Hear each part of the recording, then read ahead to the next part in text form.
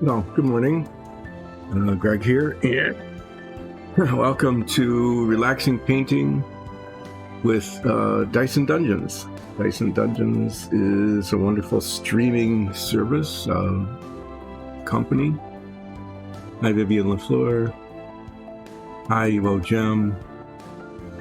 I'll do a flip as soon as somebody asks for one a little bit later. So what we do here on Monday, Wednesdays, and Fridays from 10 until 2 Eastern Time is we paint things.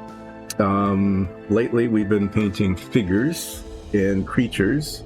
The last couple of things where Nikki did this terror bird. Came out really well. Nice shiny feathers.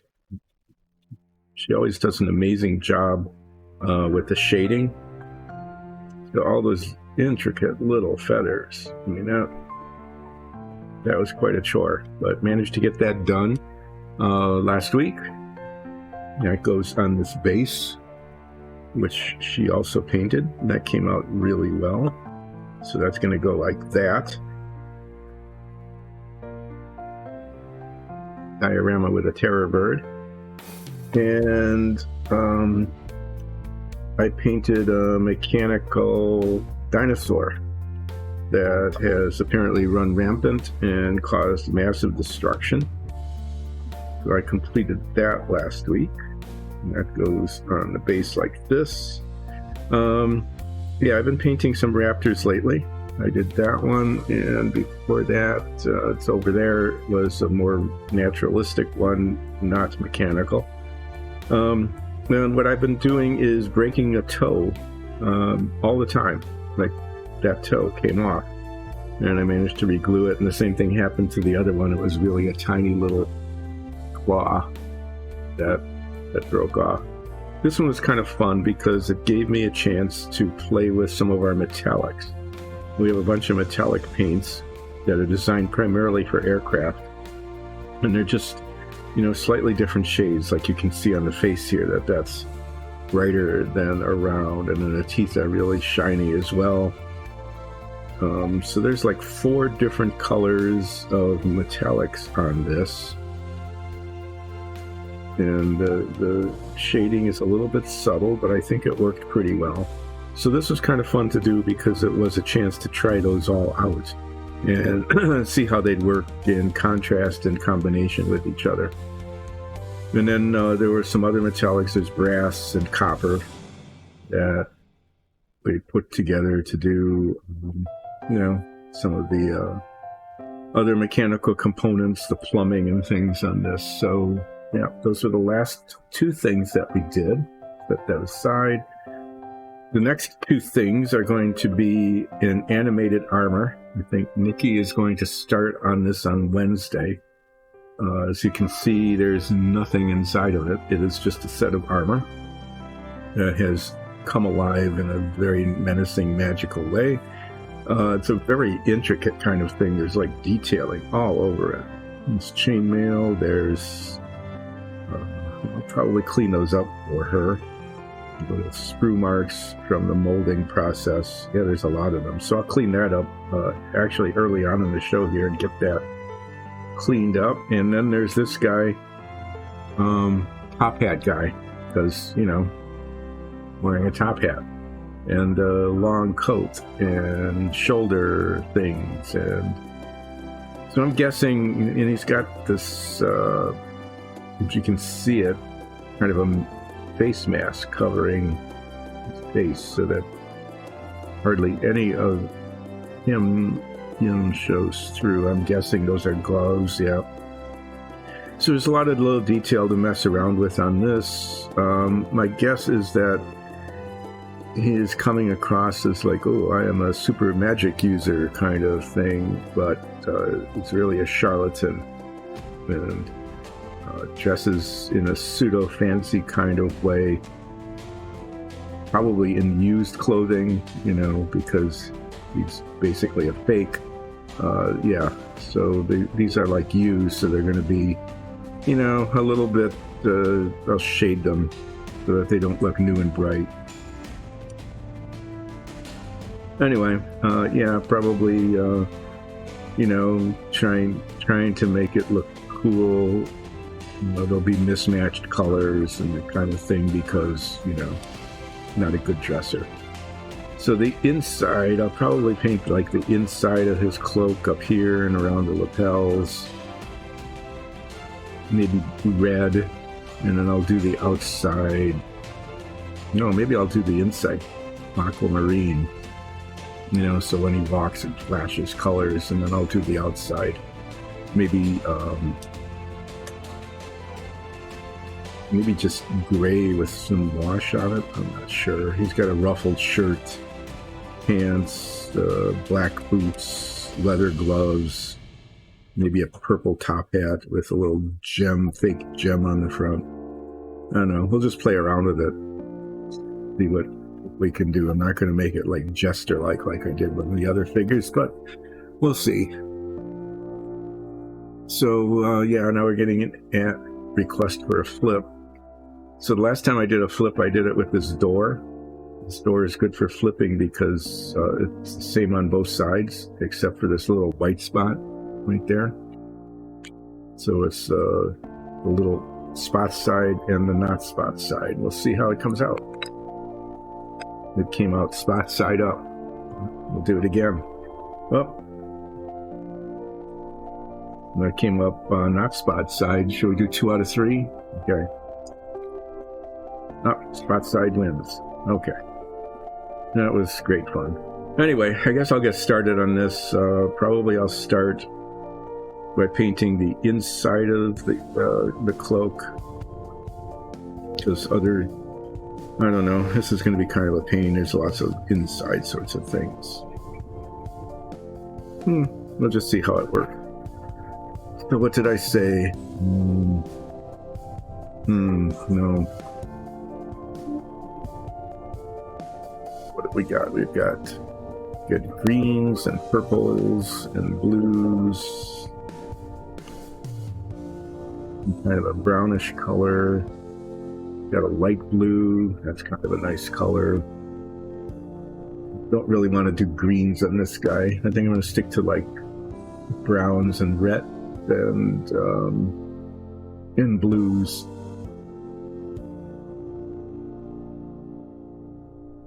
Maybe he's trying to be subtle. Yeah, he's a failure at subtlety. So I'm going to paint the inside of the cloak this turquoise color. So it'll be like a flash of color when he's walking. And I'm going to paint the outside this light blue color, because that will take a wash. And that'll be okay. And then I can paint his belt something else. Anyway, yeah, we'll just play with colors. Can't really mess him up too much. I'm not sure that this is the kind of figure that we'll eventually use in the show. So I'm going to paint, there's a little bit of his face showing, tiny bit of his face showing here under the mask. I'm actually going to, I think I'm going to paint that first. And then I'm going to paint his ruffly shirt. And he's got like an ascot.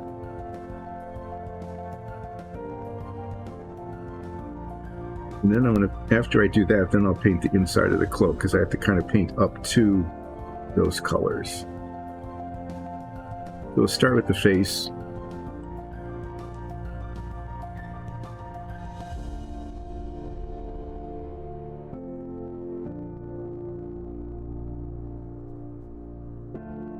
I think I'm going to use ivory on the shirt, so I'm going to paint his face actually just white.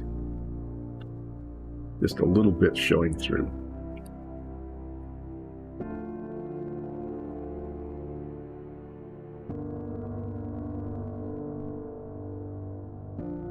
And then his mask, I'm going to paint his mask gray, you know, because he's trying to look sophisticated. This will be, yeah, we'll paint it white all the way around. So we have some white pale skin showing, like almost ghost-like. You wonder, is there really anything even underneath here? Wow, My hand is not working very well today.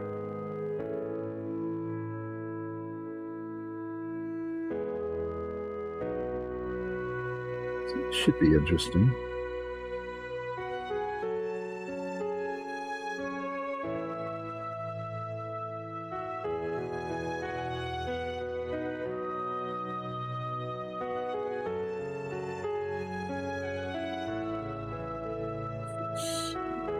Okay, little bit of the mold string here. Let's get that off.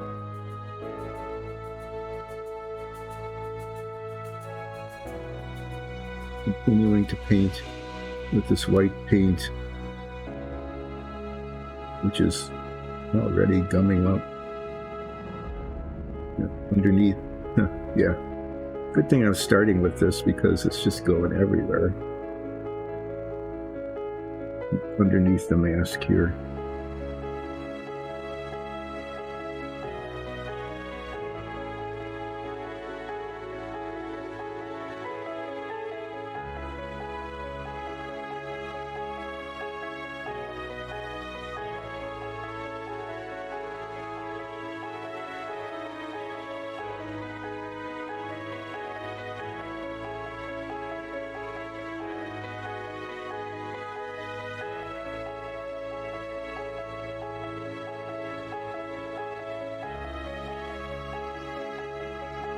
This will be challenging.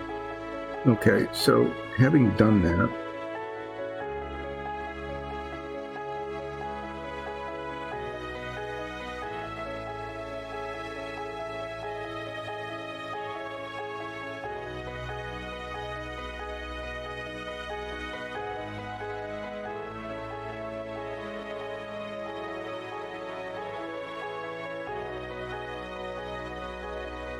I'm going to paint the ascot in here, and then the ruffled shirt. Let's see how this goes today.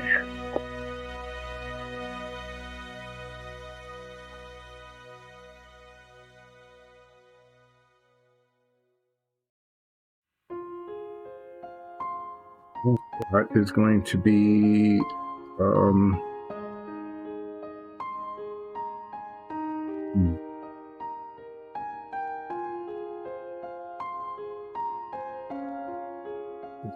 have a good time trying to figure out colors here today. And that's the cape. I'm going to give him a purple hat. I'm not going to use greens. Okay, I'm going to just, since I'm using a blue theme here, I'm going to paint the ascot a blue color. This is an okay blue.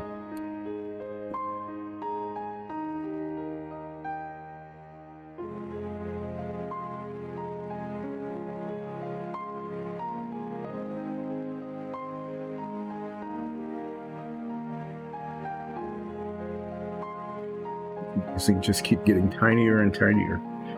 Okay, so now I have to figure out. You can clearly see where the bottom of it is. Those are the folds.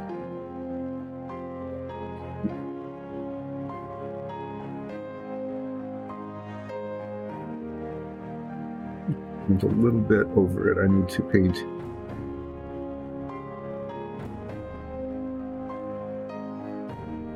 Get the bottom of the fold. Go into it.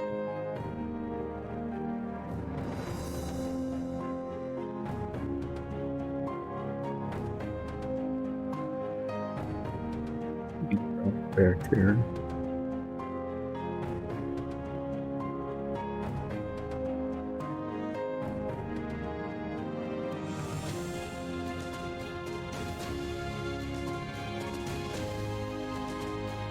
You need to decide. I think that's a little bit of his face showing there. So I'm going to leave that.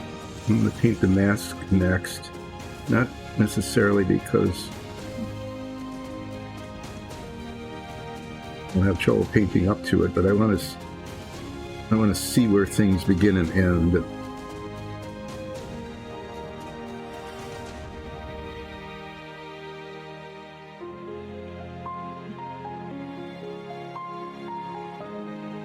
I'll even paint his belt the same color because, you know, he's trying to do some like matching stuff. I want to paint it that color now.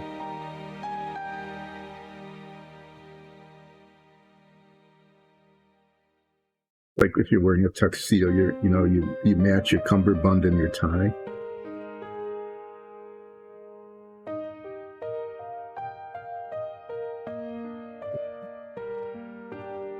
His belt with his neck right there.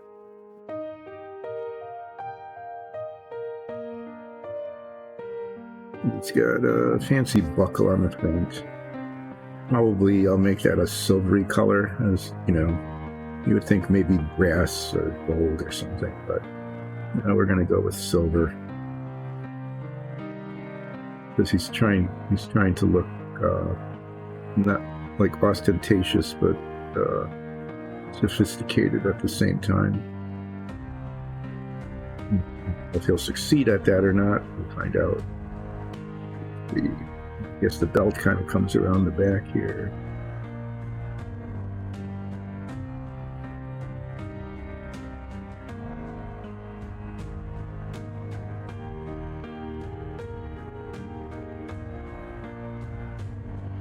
Wearing fake kid gloves, kid skin gloves, so they're going to be a light gray.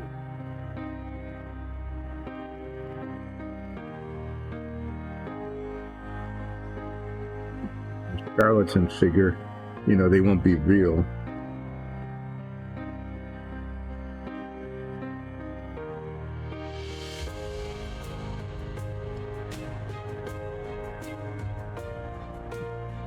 Wear them to make them look like they're expensive.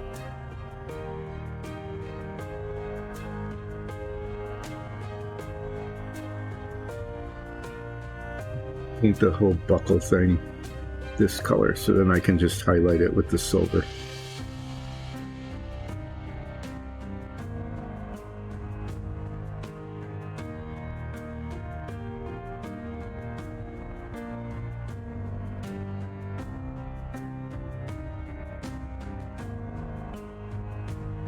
Could be, like, you know, I don't have to be real careful here because there'll be paint coming up to this later, but I also want to see where sometimes it's a lot easier to see the detailing after you paint it a certain color, like a uniform color, than it is with just the primer. What I'm kind of finding here is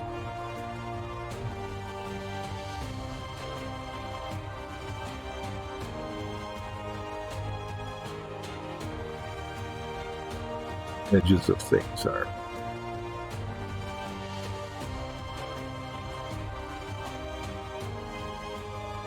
Could be using a little bigger brush, but it's not what I have in my hands, so we'll use this one.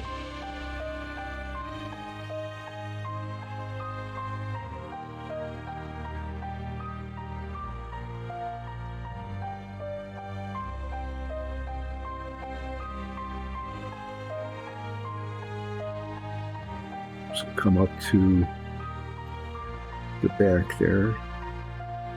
The belt doesn't show really on the back very much. Paint underneath the belt.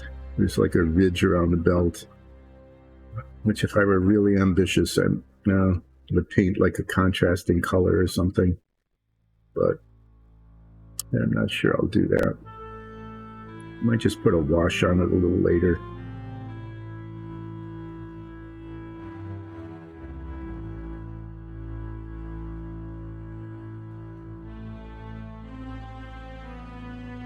Making sure I got all the spots. And these darker colors they'll leave a little light spot here and there.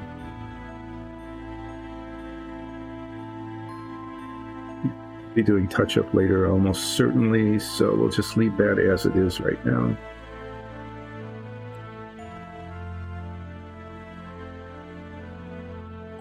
And I'm going to paint his mask. I'm going to use the same color on the mask and the gloves. Kind of faux kid glove leather kind of thing. I want to use lightest gray that we've got. There's this neutral gray.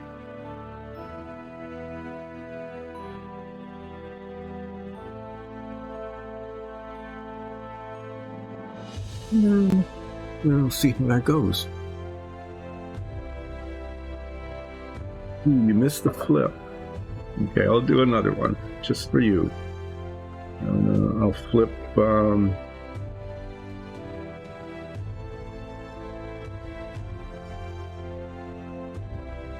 a floor tile. Should make a nice clattering sound. You ready?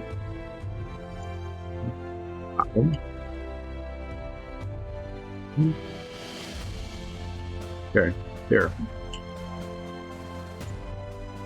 Now these are floor tiles. We're sampling different washes on them to see which one makes it look better. You know, it's interesting. This is the original color here, which is really kind of just a flat grayish color. This is a brown wash, which I see doesn't work all that well. It shows brush marks. It might be because that was near the end of the bottom of the bottle and the pigment wasn't, mixed into it very well. And then we have a black wash and what's called a dark gray wash. And you can see they come out, quite different from each other. So this was an effort to decide that when we finally start painting the full dungeon, what do we want as the standard color? So my guess is going to be one of these two, depending on whether we want to make it look really kind of dark and foreboding maybe, or whether it's like a nicer, cleaner kind of thing. But yeah, I was kind of surprised that there's quite a bit of difference between the black and dark gray. Yeah, okay, well, let's see. I managed to use up some time there.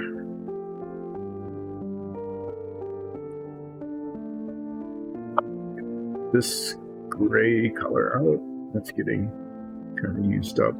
And let's see. Guess I'll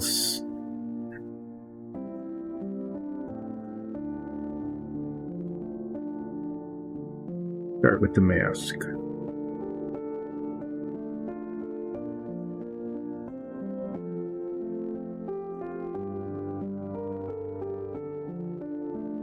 Painted the white on there. It's actually really kind of hard to see where the mask is. But we'll make it up. Yeah, there's a nice big ridge there. Say that that's where the edge of the mask is.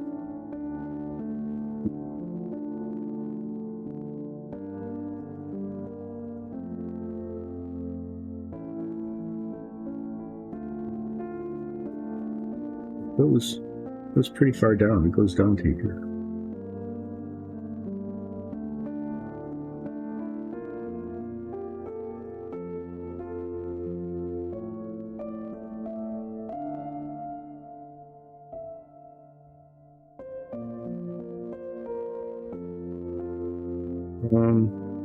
That's not going to work. It's just way too dark.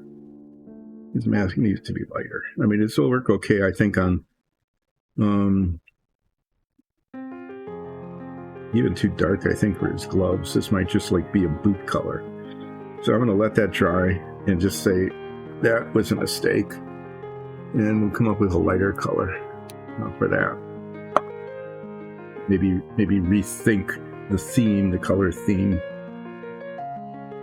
Maybe I'll use like a buff and act like it's, instead of a gray dyed kid leather, it's just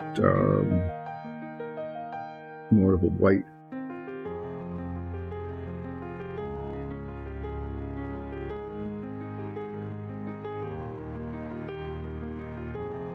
Okay, well, having failed on that, I'm going to do his ruffled shirt. And he used an ivory color for that because I want it to be fairly light. And I could use maybe a little bit of a brown wash on it later to highlight the ruffles. Or maybe I'll just dry brush white over it or something. We'll see. But let's get the base coat on, the base color.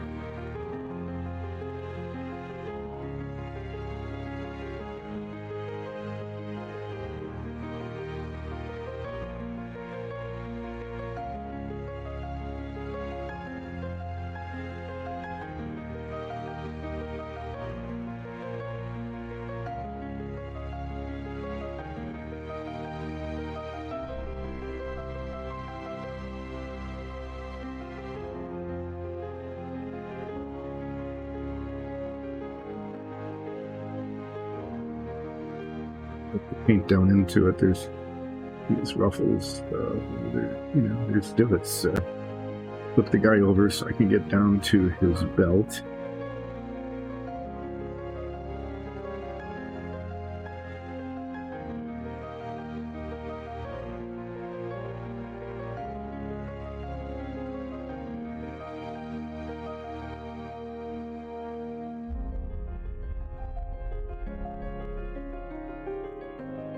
I didn't want to use pure white on that, because the white, that's a color that just kind of disappears and looks pretty dull.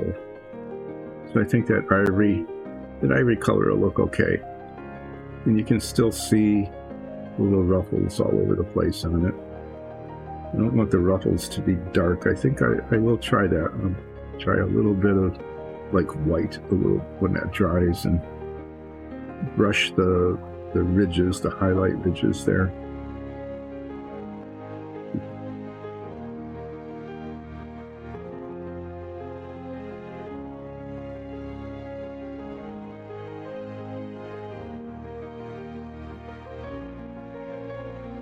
Right into the ascot. That worked out okay. See that gray paint? See that thin line of his skin, or his ghostly nature there. The gray paint just ran into it, so I'm gonna have to get the white back out. When I do this, when I touch up the ruffles with the white, I'll retouch that spot right there where his ghostly visage is showing through. And then I'll paint that a different color. That gray is just not working at all.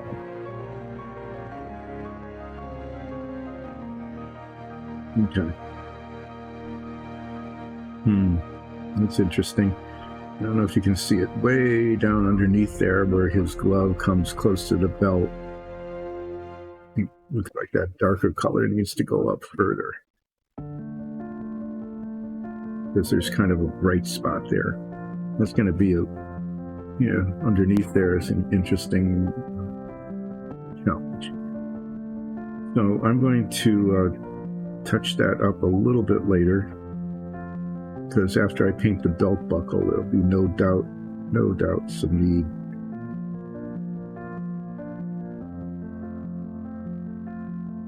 Touch up.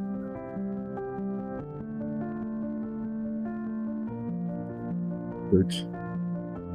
Tucked down under his belt. Okay, that's okay.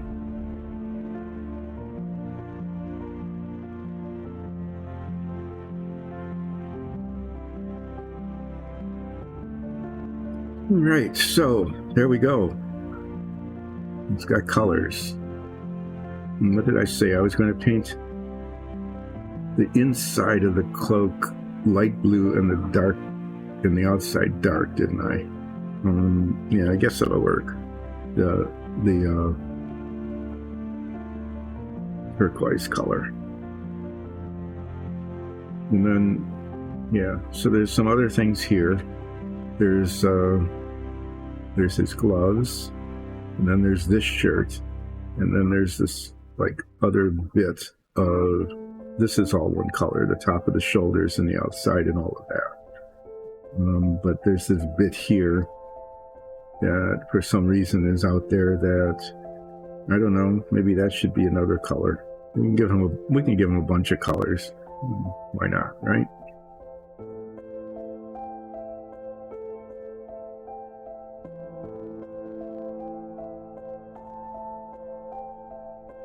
Maybe I should paint the if I'm going to put a wash on it, that turquoise isn't going to show a wash very well. So I'm going to switch it up, and I'm going to put the turquoise on the inside, which if I think back at it, and if you remember what I was saying, that was probably what I said I was going to do in the beginning, right? The flash of color from the inside, and then the lighter color on the outside. I'm sure that's actually what I did say.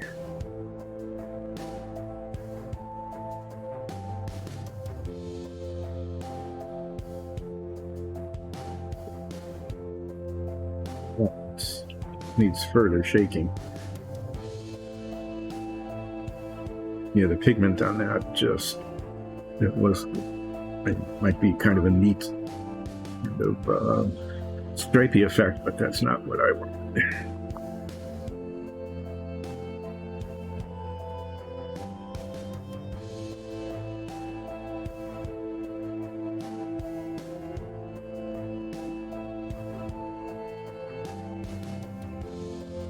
So we'll waste that little spot there, the turquoise paint, because it's just not looking good. So we'll do it's kind of a mess there, right? So now it's going to magically all disappear and turn blue.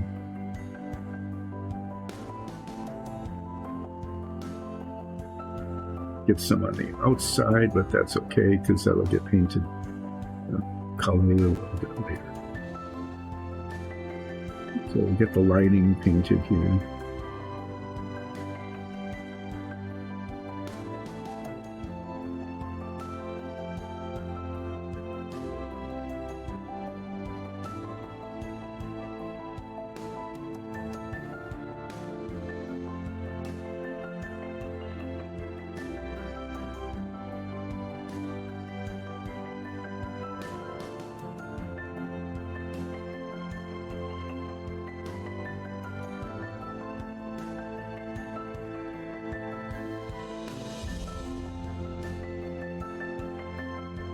And of course, it's slopped over onto seeped into the little spots in the ivory, so that's all going to have to be painted. Well, that's one way to fill the time, is just keep painting and repainting where the paint decides that it's going to kind of ooze into a spot where I didn't want it to go.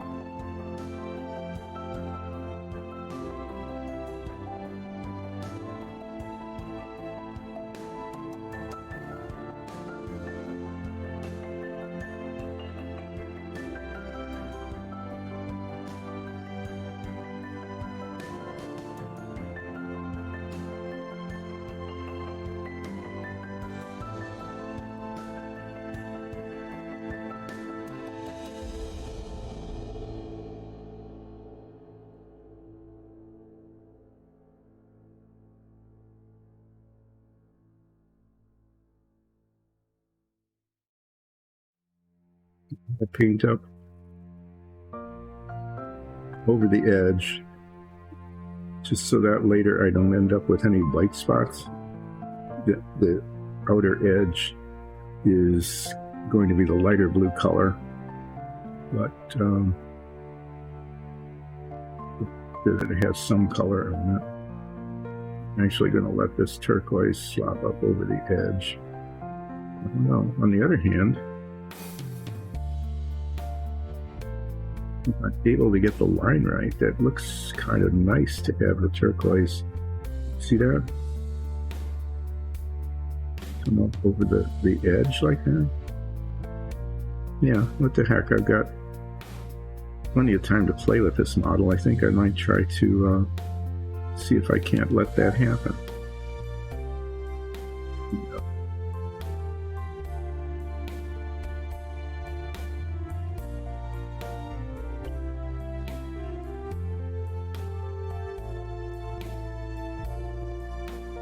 And then when I do the light blue, I'll see if I can't get that line to work. Like a piping around the edge of it. Be a little challenging, but you know, we'll give it a shot.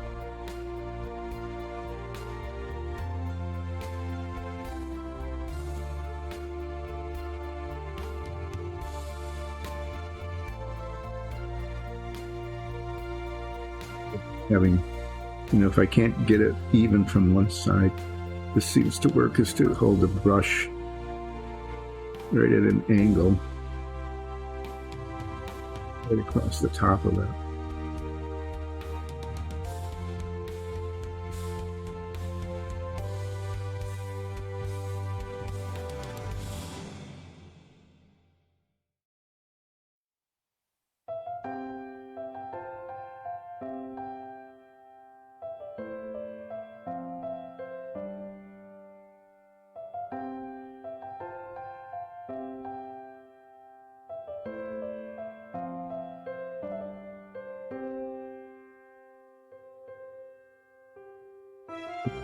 We're going to try to do that.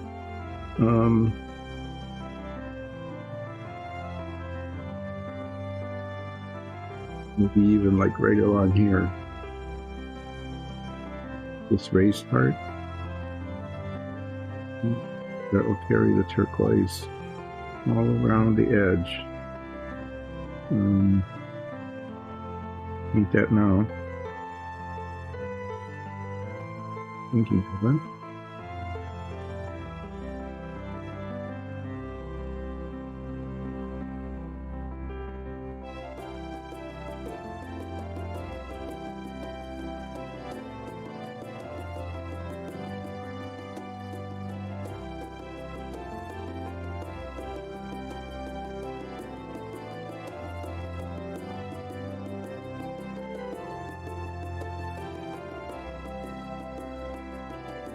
Get the top of it painted in, and then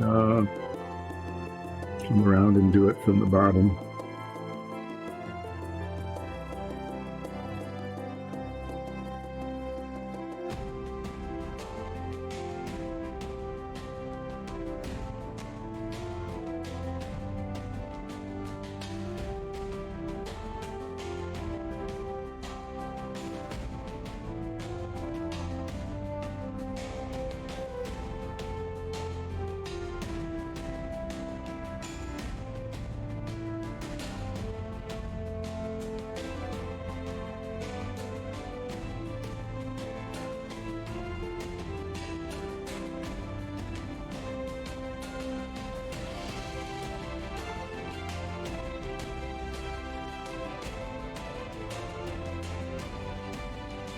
Yeah, it's getting messy, but we'll paint up to it with a light blue and we'll see if we can make it work without looking, you know, like too messy. This is the kind of thing Nikki's really good at. This really incredibly fine detail kind of stuff.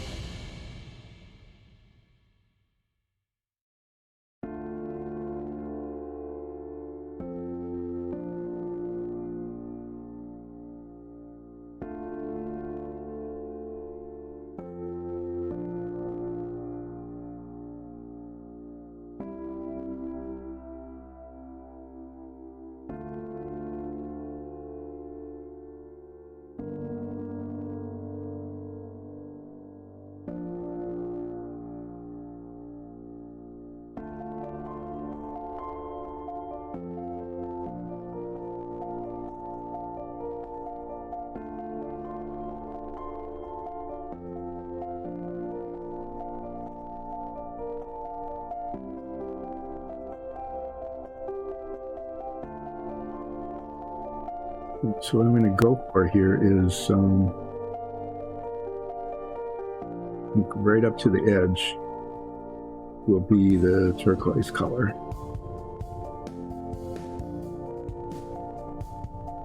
It's the edge of it, and the blue will go up to it. And then these raised areas here.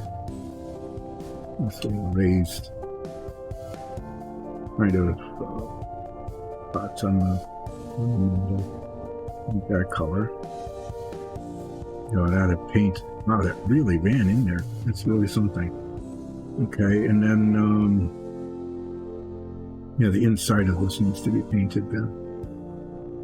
Yeah.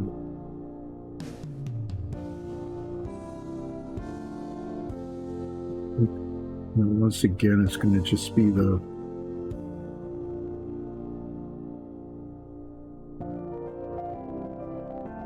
see where it lands, kind of like the outside edge of the cloak.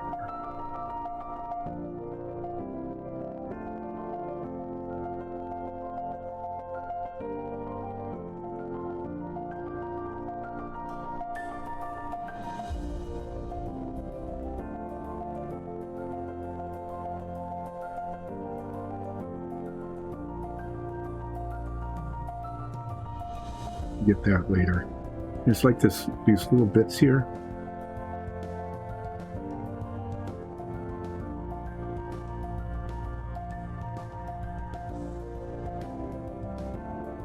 Yep.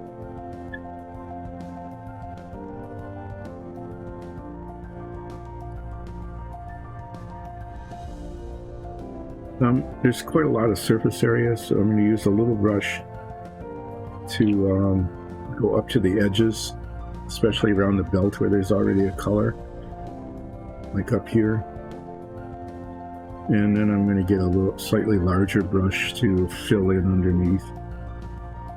This is just taking forever.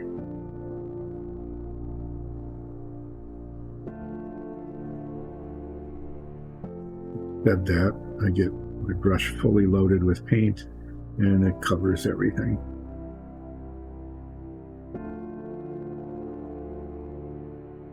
This is getting really close to, I think I'm going to put it on one of those gummy stands. Even though it'll cover his feet, I'll do the boots later. Not really being able to hold it very well, so where are they? One out here. There it is, right there in the middle of things. I'm just going to stick it on here.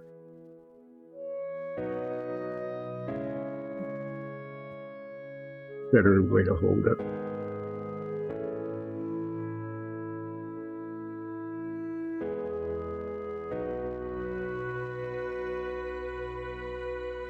I'm going to just paint this whole little bit in here. This dark blue color, and then paint back over it, I think.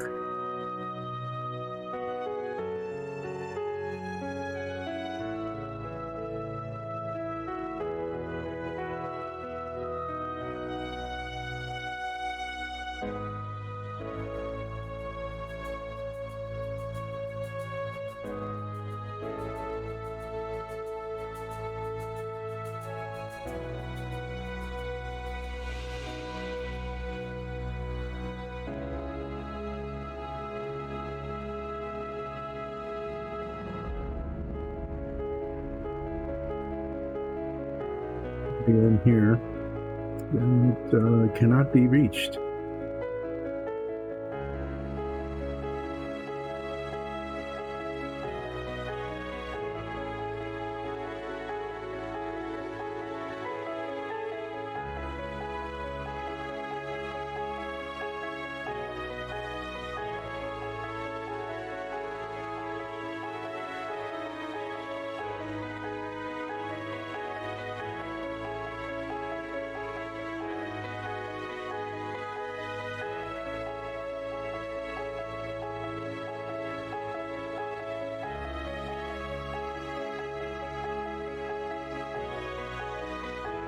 Again, I want to get that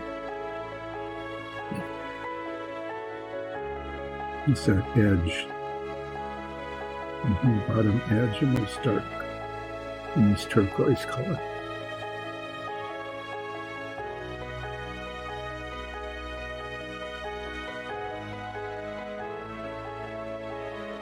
Okay, well, that guy's gonna have to pop off because in order to get in there, I have to reach down from the side that was attached, and there's a little bit of a screw thing here. Back of his boot. Get rid of that.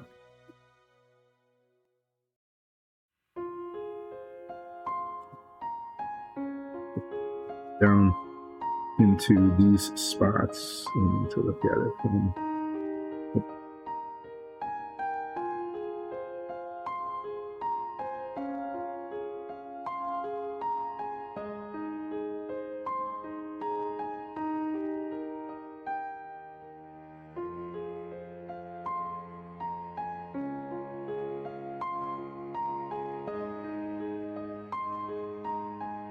I think, you know, when we come to finishing this, I'm going to be putting black wash on that. You know, at least on the inside, maybe not on the piping up here. But on the inside, to make it look a little darker and a little less dramatic. For now, I want to get the base coat in. Probably a little hard to reach spot. Need another bit of this.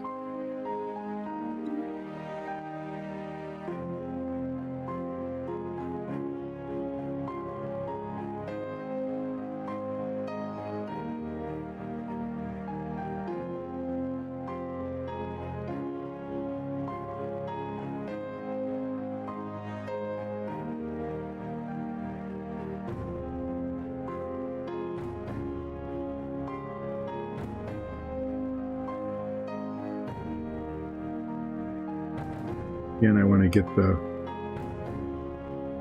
edge of the material there.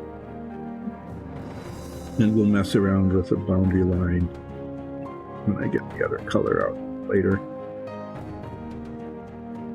Get up to the belt.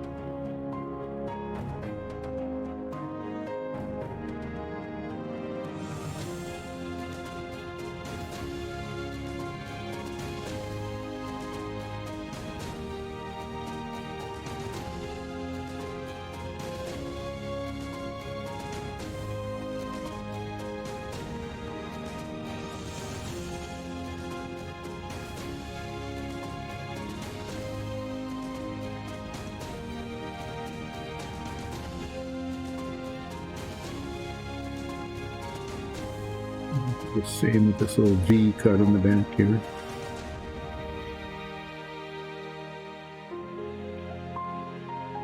Get it messily onto where his boot is going to end up being, but that's another thing.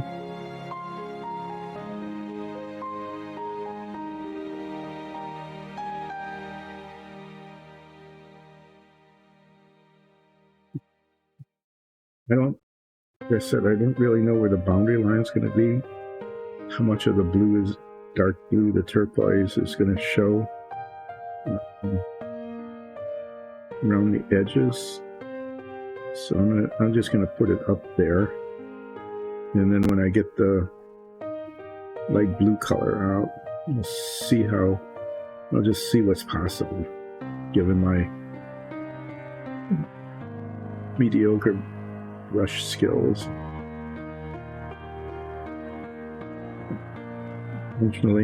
I'm intentionally making a mess and doing a fine job of it.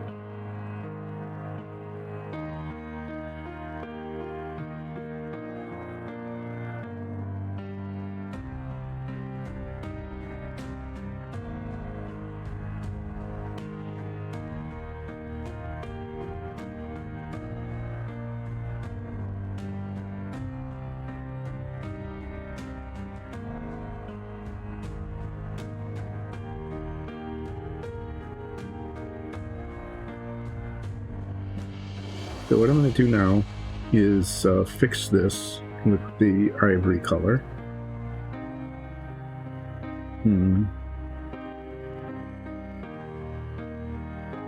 Here, a little ambiguous. I think that spot needs to be turquoise. at least to there, and then the ivory comes up to it. I'm going to fix that. Then I'm going to do the belt buckle in some sort of silvery color.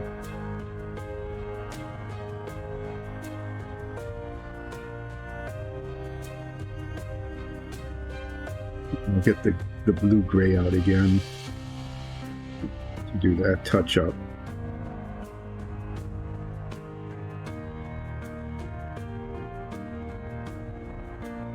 Probably put piping around the lapels. Nikki would definitely do that. So I'll get a little bit more out.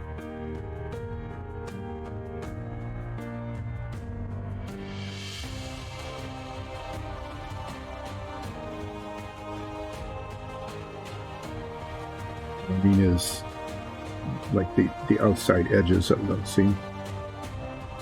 Yeah.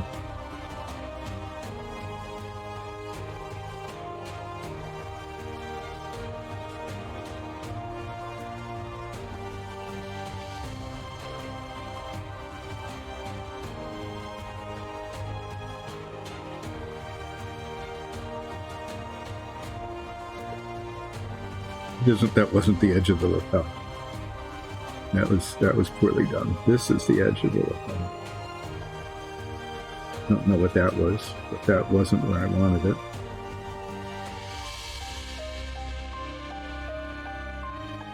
So there. And then up here.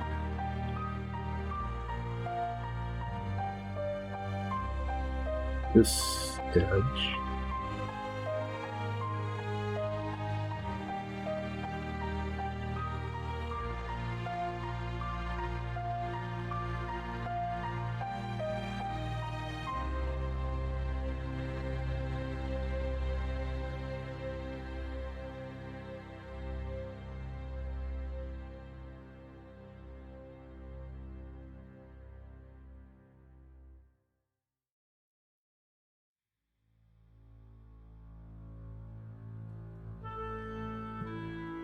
Pull that off. I think that will, depending on where it all ends up being, it should look okay.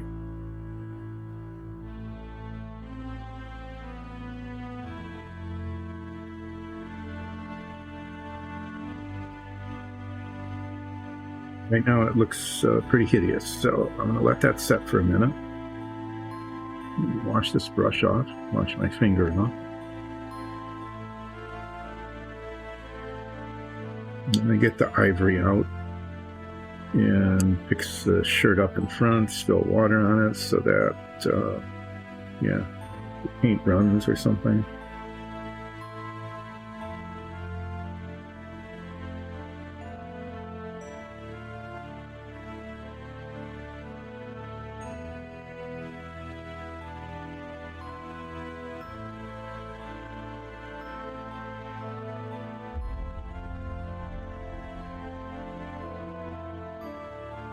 And once I got that painted underneath, I'm going to stick the guy back on here because it's just really been hard grabbing onto it. Most of the work will be on the outside now, not underneath, until I do the, the pants. I'll have to get underneath for that, but I'm going to do those after I do the cloak.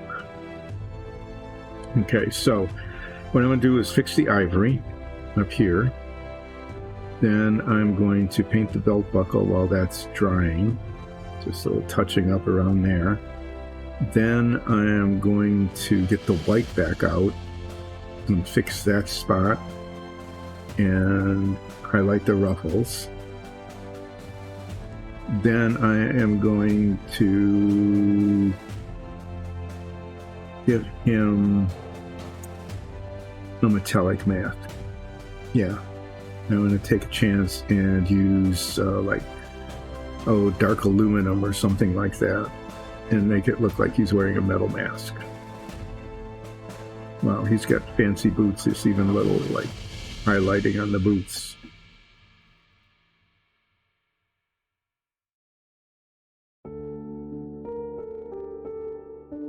And then when I get the darker blue out to do the touching up spot, we'll get down under where that is, where the glove is. So, here.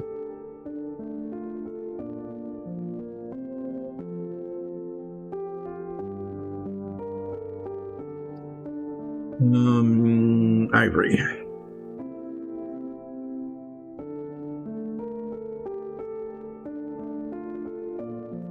Blue still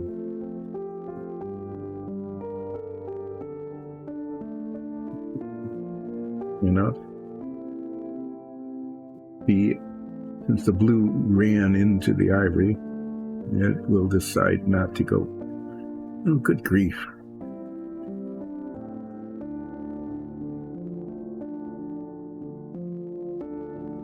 No, I guess that's okay. Trying to decide where the boundary line is between the ruffled shirt and the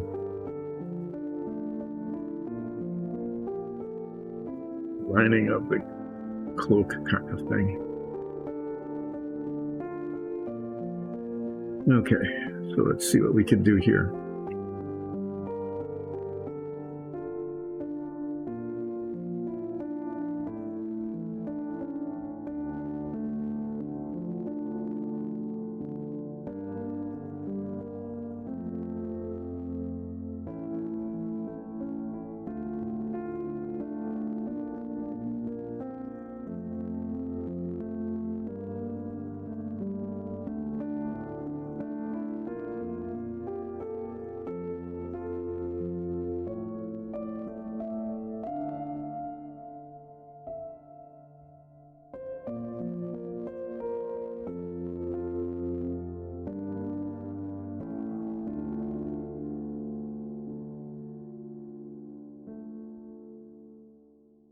Ruffled texture goes right up to the blue.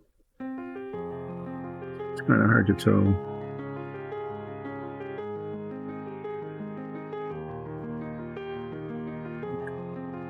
I think that line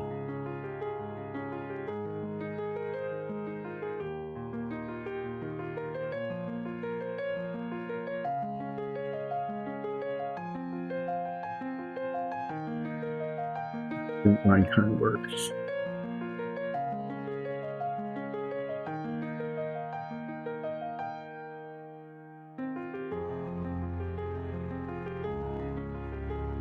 Okay. I'm going to get a belt buckle color. I'm going to use the Viejo silver. It tends not to run quite as much. It's chainmail silver. And I'm going to try to actually identify, which is not a necessarily easy thing to do right now, where the buckle is.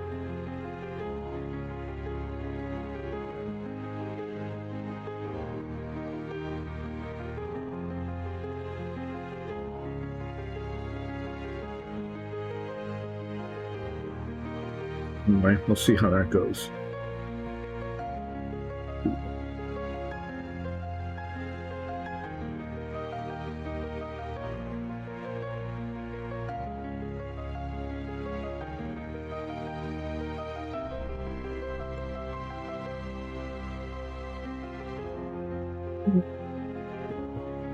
All I need for this tiny little minuscule belt buckle.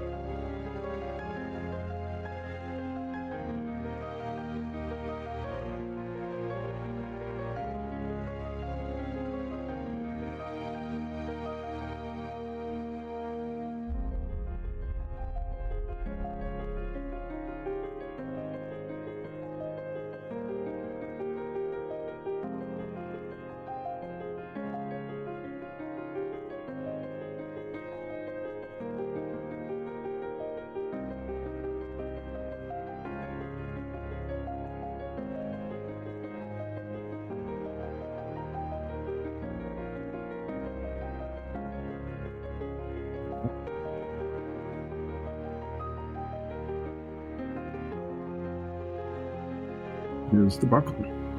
It came out okay. When I touch up the darker gray, you can see that there's some spots here where the blue came down into it. Couldn't see it from here, but you can see it from the top.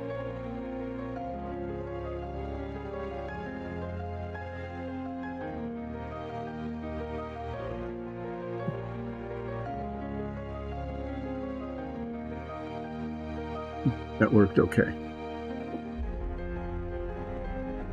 What should I do next?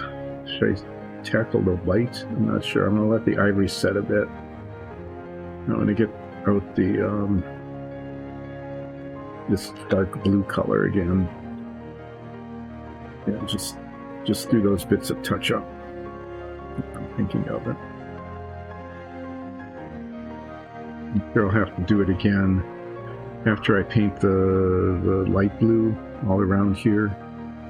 But since I'm looking at it, just to help me see where the boundaries are, I'm going to paint the top of the belt, back the top of the belt color.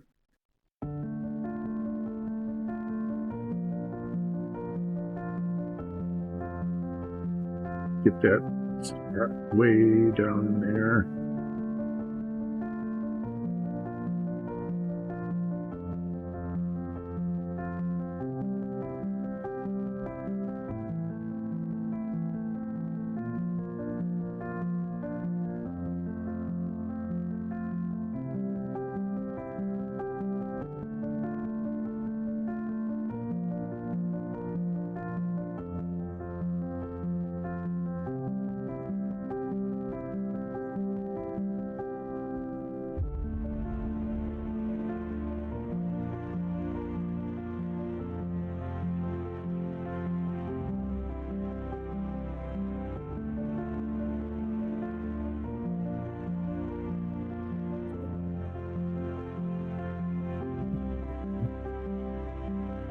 White spot there where it didn't cover the first. No, it was just a piece of dust that landed on it.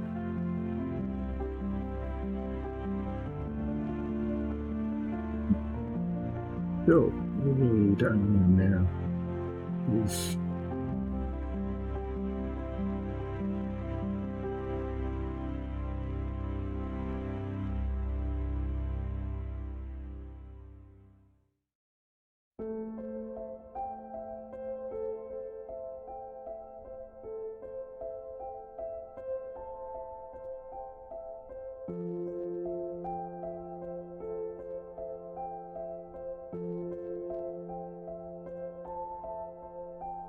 okay, so what I want to do next then is, yeah, he's looking pretty scabby. So I'm going to get the white out, fix his face right there below the mask, and highlight the ruffles. And then I need to decide what color to make those sleeves, because they're not part of the cloak. And I might make the sleeves and his pants match. I'll do that next, because I'm not sure what to do with those.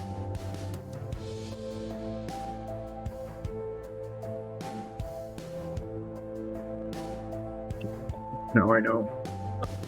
I'm going to use this thing called dark sand, which is kind of a nice brownish, yellowish kind of color, and it will take an umber wash nicely.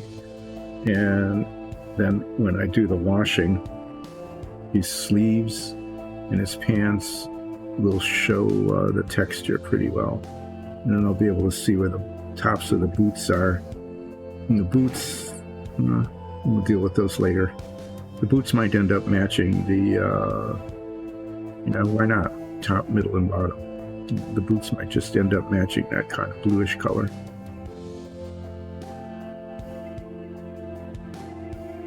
And then they've got these Y-shaped things. I'm not sure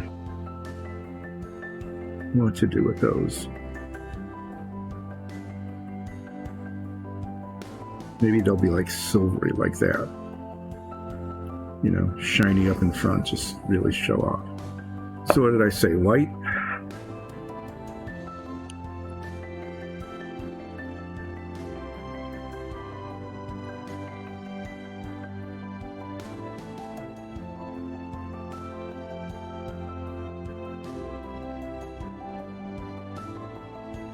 touching up this spot here under his mask. This tiny spot here where his face is showing under his mask that I got mask color on.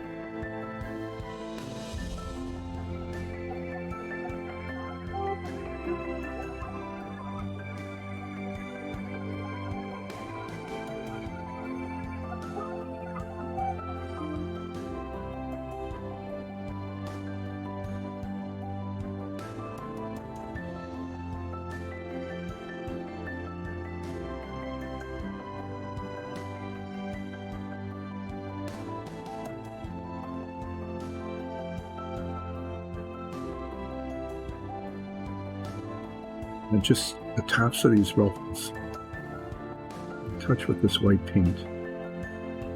See if it even shows. We'll see. Not the best behaving paint in the world.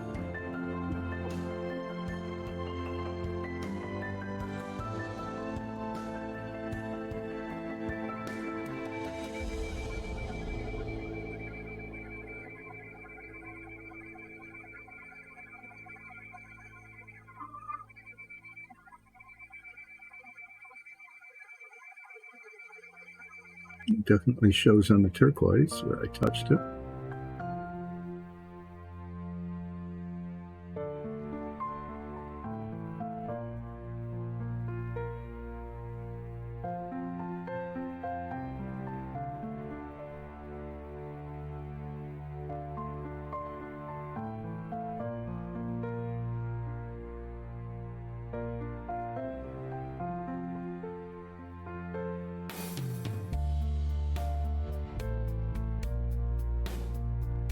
If that's doing anything or not.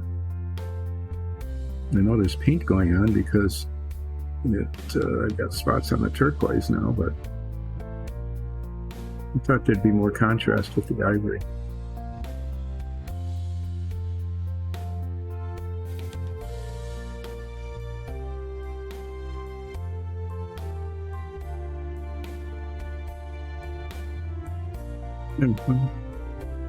I just managed to, make a mess of some things. But I'll come back to that later.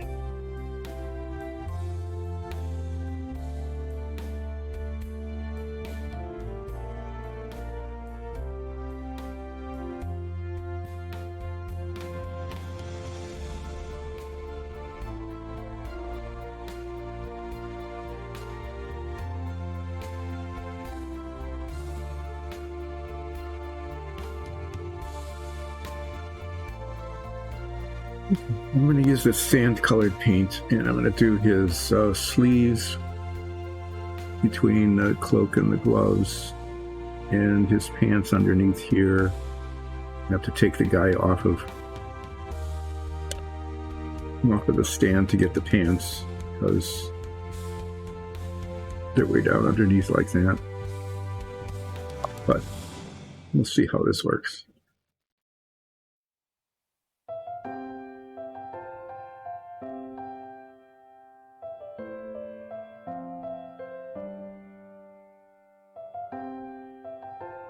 This color has been most useful for the underside of animal figures, because it just shows really well. It's like the bottoms of alligators and the bottoms of elks.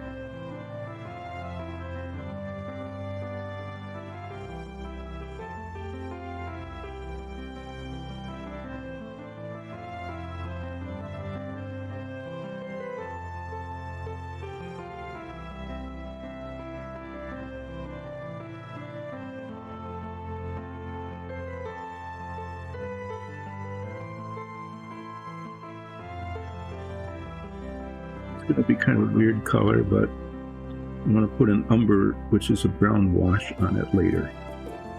And it will look different. I don't know if it'll look good or not, but it will look not like this.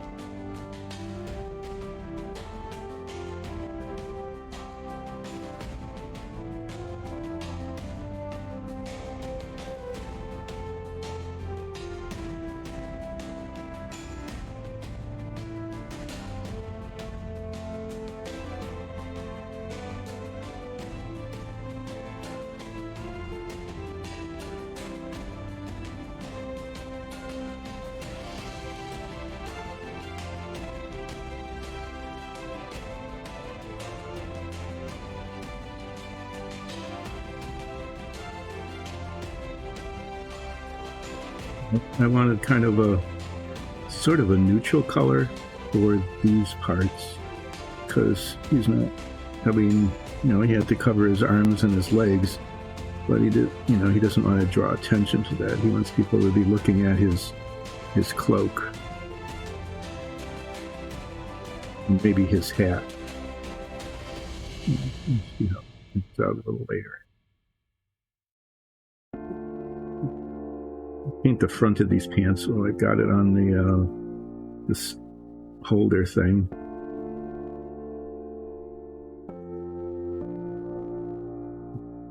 Take it off to get the inside.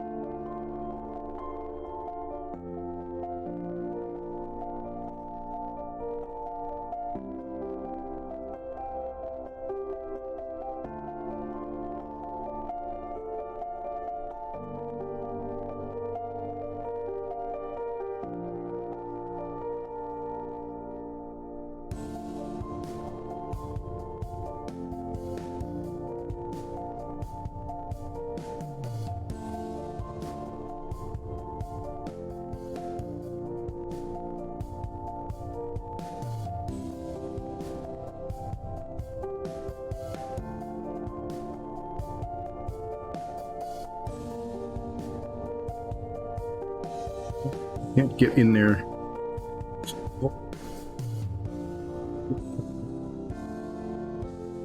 Try to reach around to these other spots here.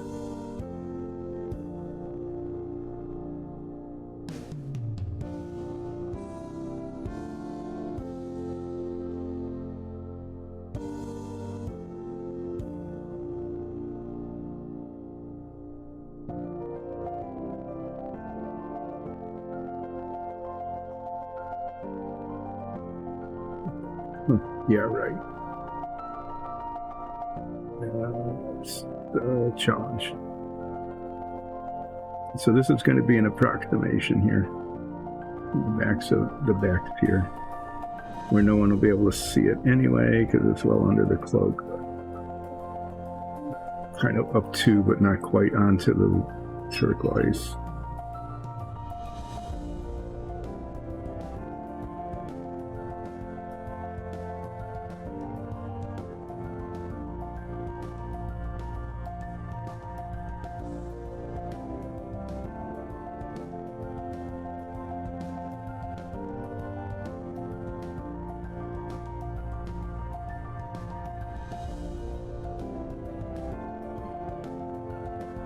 This is going to have to be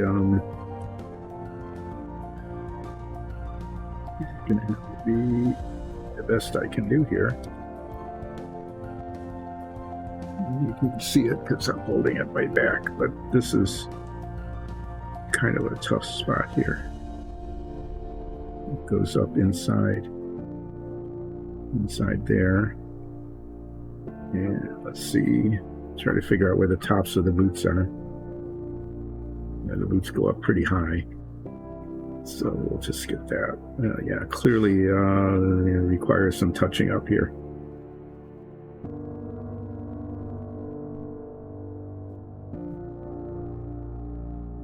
Pretty much the pants.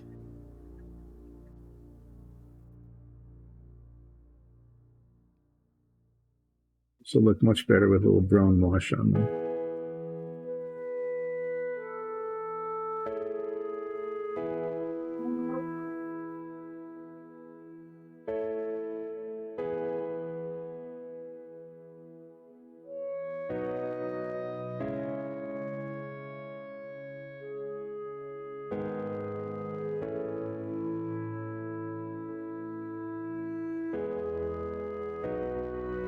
And I'm not going to bother with the turquoise touch-up now, because I know that when I do the blue on the outside, you know, and these demarcation lines and things start becoming more evident, it's just going to need a whole lot of work.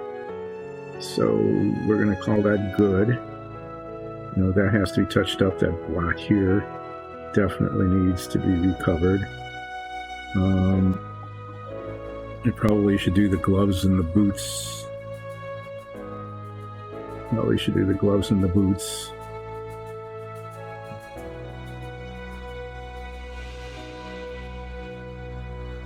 Before I do the turquoise touch-up. It's getting to the point now where I think I'll do the mask. Let's see where the edges of the mask are now. And I'm going to do that in a metallic.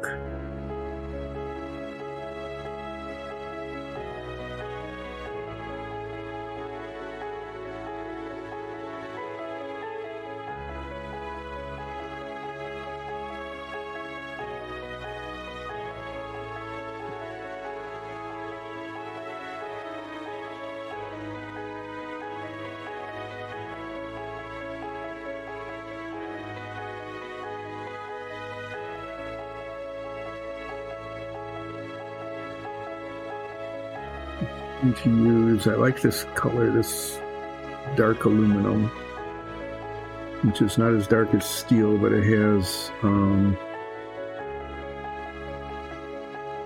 know, it's not real bright and shiny. Runs a lot, so I'm gonna have to be really careful. Supposed to be a little ball in there. Looked up the color, but it's not there. Because odds are that this is going to run where I don't want it to go.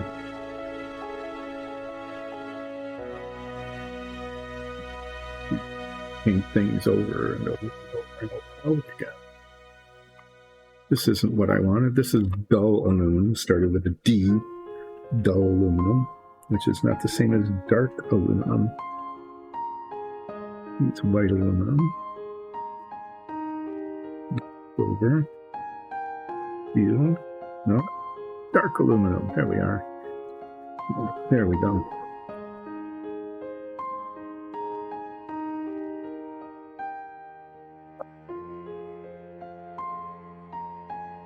So basically I'm going to start up at the hat. You can just barely see the edges of the mask around the sides. I'm going to start up near the hat and then kind of push the paint down to the edges, and hopefully it will behave and not run all over the place.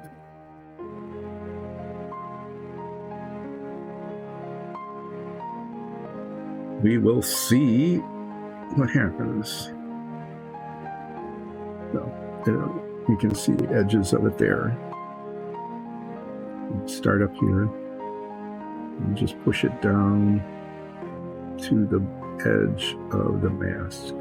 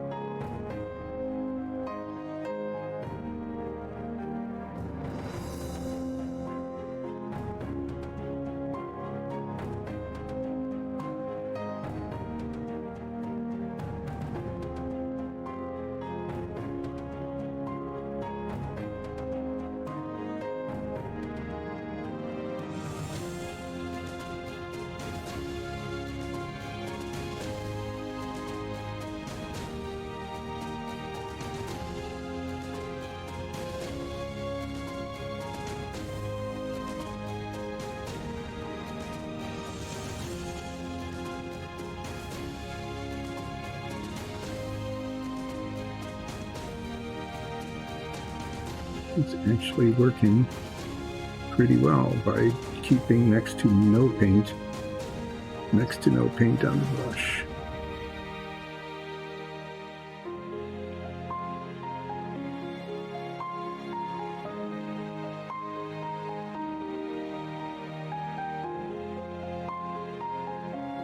So there, that's his shiny metallic mask.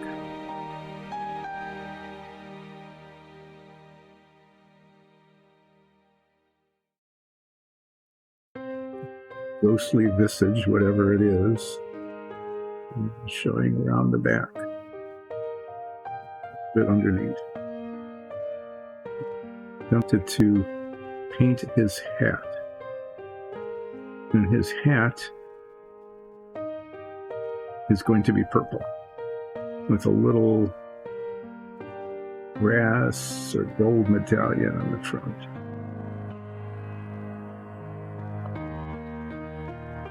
Is it going to be purple? Because he's the purple hat guy.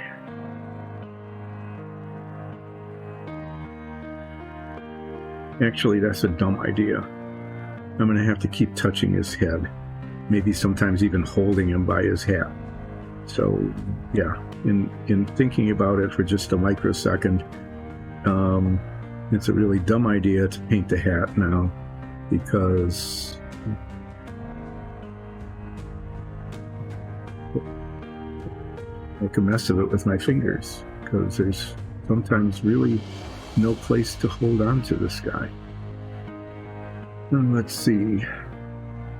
I guess I should start painting the cloak and just see how it turns out with the turquoise piping, and how many times I need to go back and forth in order to get it to look right. Because this could be kind of a chore. And there's, clearly the turquoise is going to be touched up all over the place. Turquoise touching up, but let's see what happens with the cloak and with the piping around the edge as I put the color on.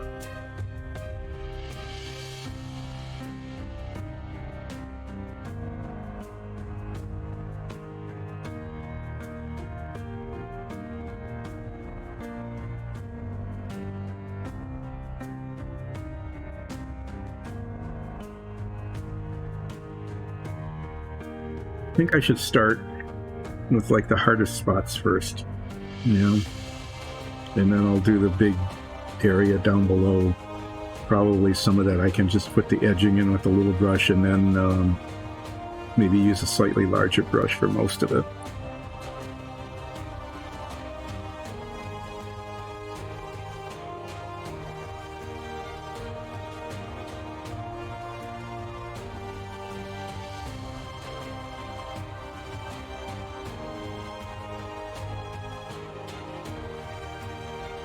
Yeah, stuck in the bottom. There we go. Clean that off. Okay, well, let's start putting paint on, and we'll see what happens, huh?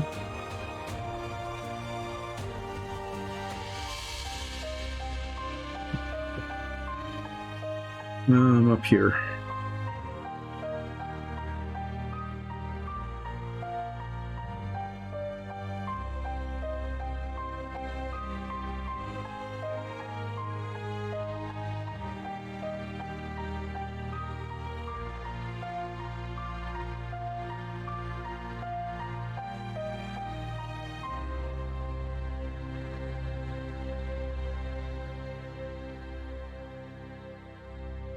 What I want to do is I'm going to let the dark blue be on the edge, and I'm going to paint the light blue up to it.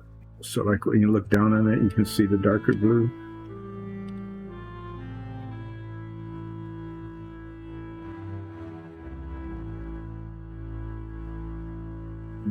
Here,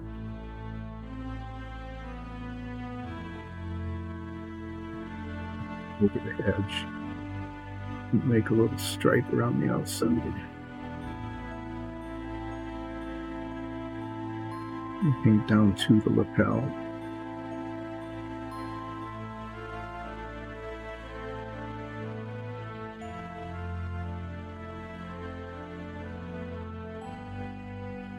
And there was this little raised edge, this raised area here. And I just want a nice clean fine. Edge.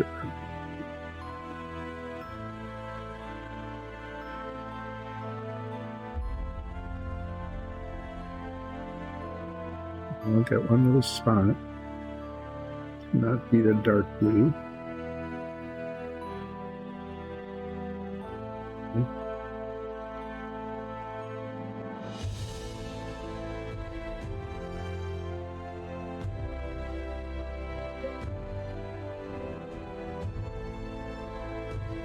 So I'm going to kind of put my brush sideways. Go up to, but not over the edge. And hopefully, look okay. It's looking okay so far.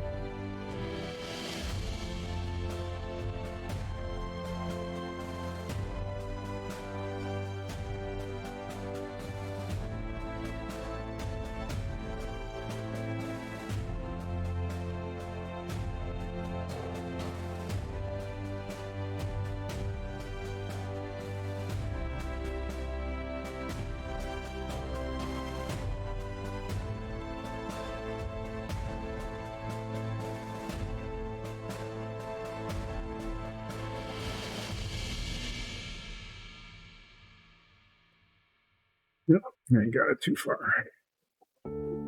Just a little vibration in the hand. And it didn't go where I wanted. Like using the paint in the bottle cap, and it kind of gums up really quickly. If you're painting large things like a dungeon tile set or something, you end up using it really quick, fast, but doing tiny little bits like this, it's not so effective.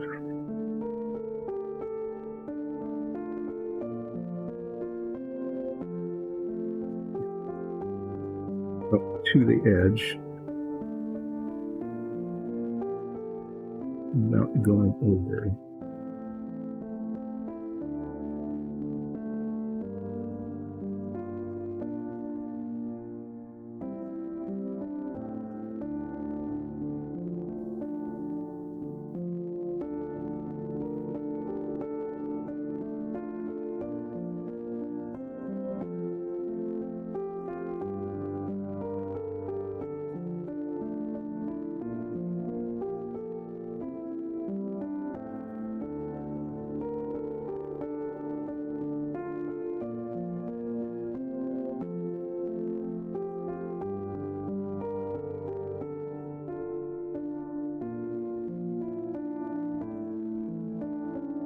We'll get the top of the lapel.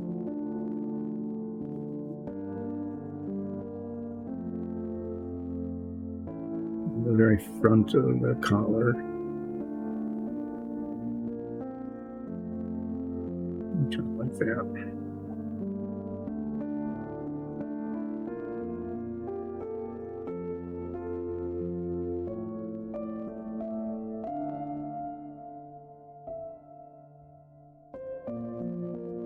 So we'll look at this, and other than right here, even this needs to go kind of a little thing. This needs to go up into the turquoise a little bit here.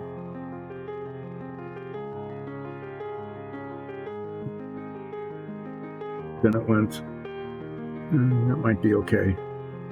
We'll see how it looks when I do touch up. It's almost like this needs to be a little bit further down here.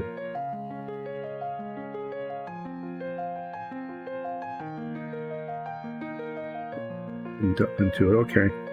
So then there's some spots because this color is an awful lot like the primer color. You can't really see it that well. So this is what I was looking for, is to get the right up to the tops of that. Leave the tops of the lapels as they are. Need some, there's going to be a good deal of turquoise touching up, but not as much as I feared. Now, what I want to do is get these bits in here just between the two shoulder parts. I'm predicting difficulty. So I'll put some paint on the brush, and I'm going to kind of push it up into the V's there. Do the piping on the top. Now I'll turn it over, and then go up to the bottom.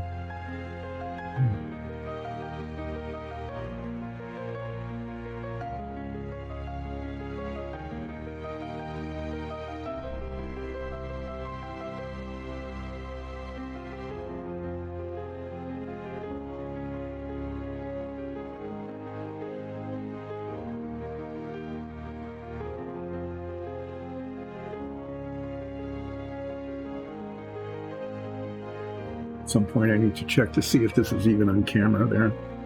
This one's okay. Let's get it in the other direction here.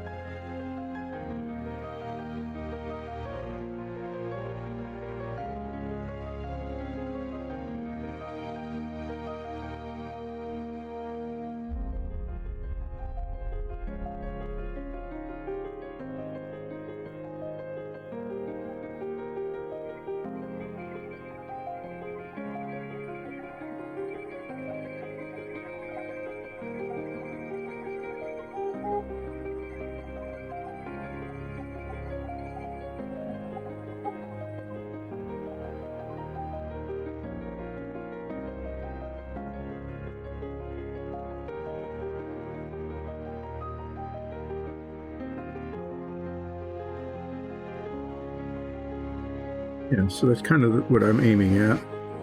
It's not too bad. That'll require some touch up, but not a lot. And we'll see what we can do on the other side here. Put the paint down. Ugh. Well, it's like one spot on the brush. Put some paint down. Kind of push it up into the V. A little too much, maybe not. So I put the turquoise up pretty far into where it was going. Now go at it from the other side here.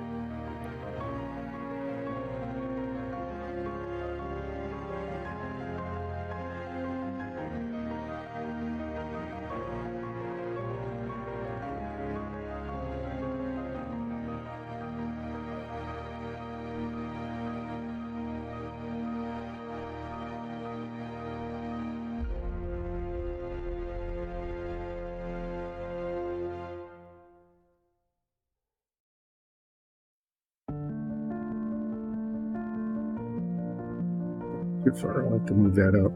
So it's, there it is. The turquoise is really, yeah, I just need to push the paint up into that. Okay, well that just got covered. So, yeah, it's pretty obvious where the touch-up needs to be, which is okay, because then it's obvious where the touch-up needs to be. Okay, now I'm going to paint these little lapel guys. And this will just be kind of like one of those things where I want the paint to go up to, but not over the edge. So I'm going to lay the brush pretty flat against the surface. I'm not painting down into the spot I want. And then I'll have to keep moving the model around.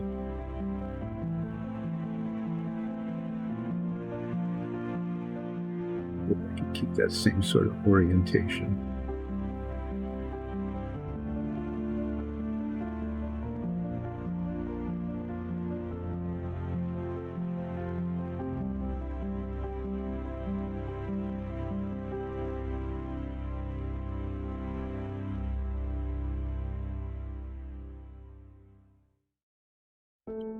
One of those things where the paint, it's just gummy enough that it kind of pulls itself away. There. And I'll flip this around this way. and try to accomplish more or less the same thing on the other side.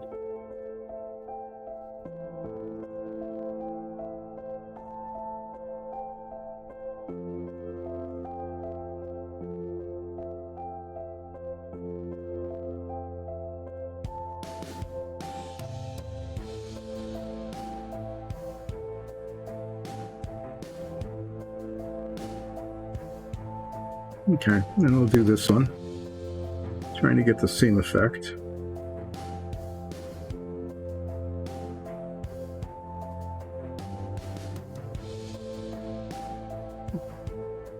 Symmetry.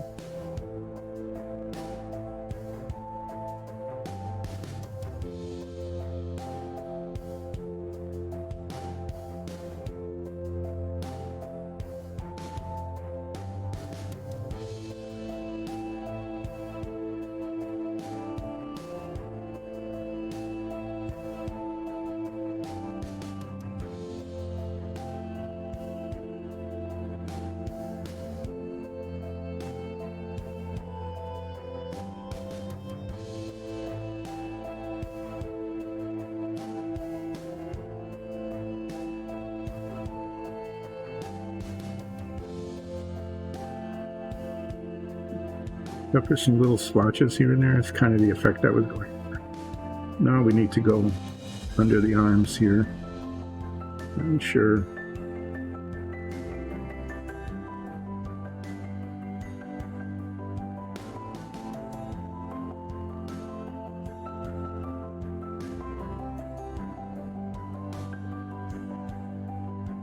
It is between the bottom of the lapel.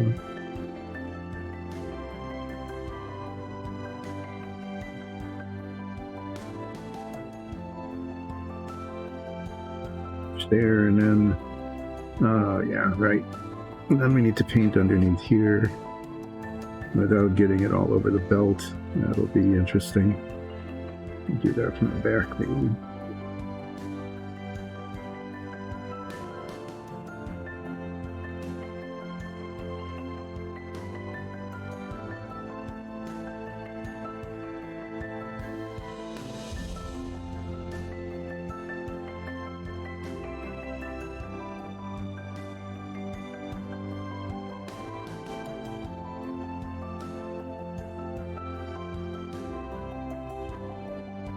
There, right there. Get up from this side. Yeah, we can do that.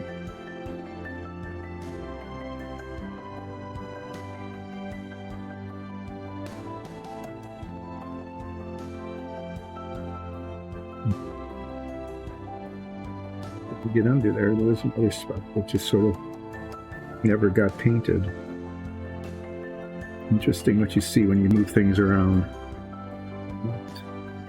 Just want that get up into that spot. Okay, that's not too bad. I'll finish the back here and undo the other underarm.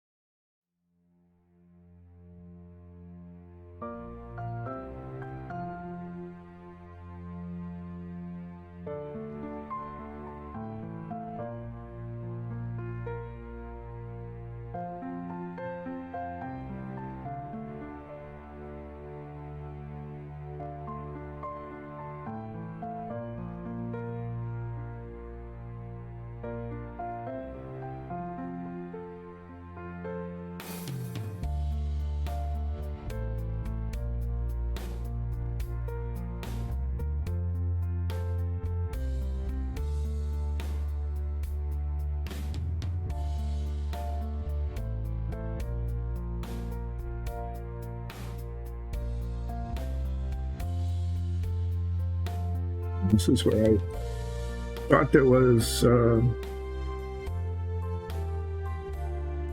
piping, but it wasn't. So I'll paint that over down to the belt. Just lay in carefully. paint up to the lapel.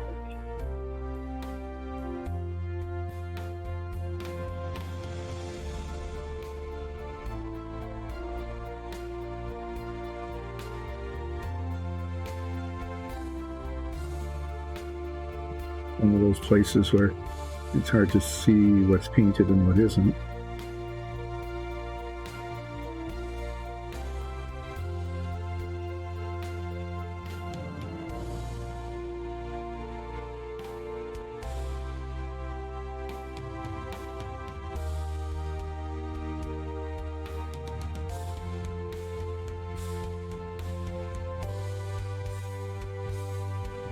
Okay, so I've got the top part done, and I have to say it came out, you know, actually pretty decent. You go blue right in that spot. This line, you know, just some touching up. It isn't going to be too bad. Just looking at some spots that are kind of uneven, like this needs to be a little smaller. It's different from each angle. Yeah, it does, just here.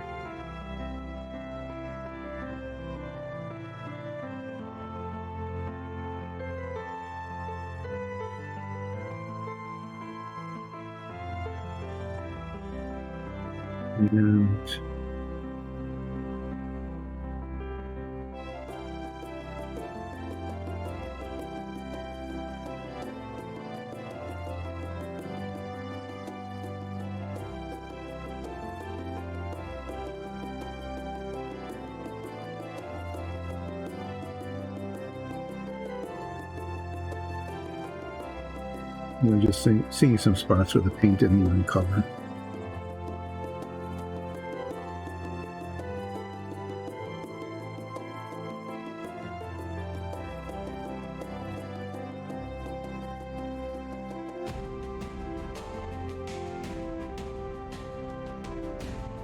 We have this blue wash that by itself, we just hardly can ever see it, you know. But I think I'm going to try it on this light blue.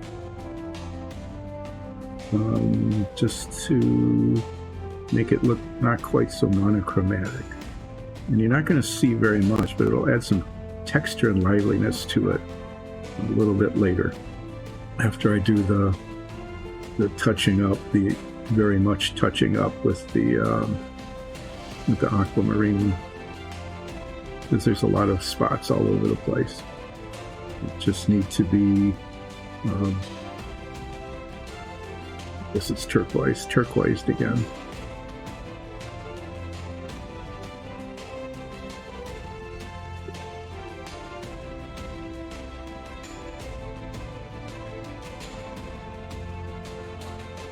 After I'm done with this lapel,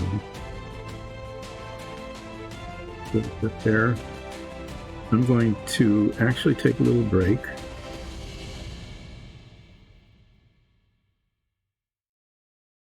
Remix this paint, and then do the outlining around the bottom and hems and edges and things like that. And then get a bigger brush and paint it out. And one of the reasons I'm doing that right now is that the paint just needs to be stirred up again.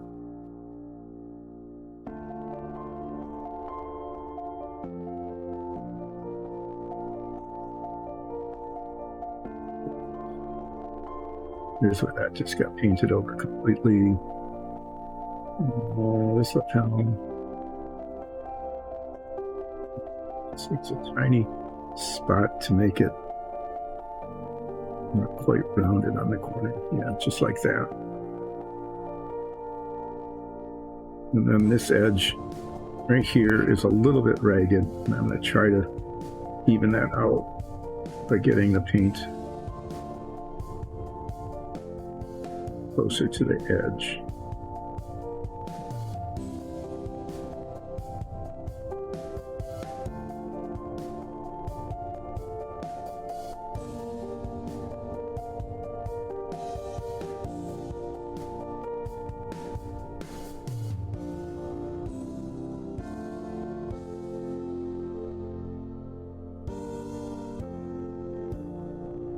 Yeah, I just need to clean the brush, let this paint rest, and I'm going to be back in like 5 or 10 minutes or so. Besides that, my foot's falling asleep, and it feels really uncomfortable. So that needs to be fixed.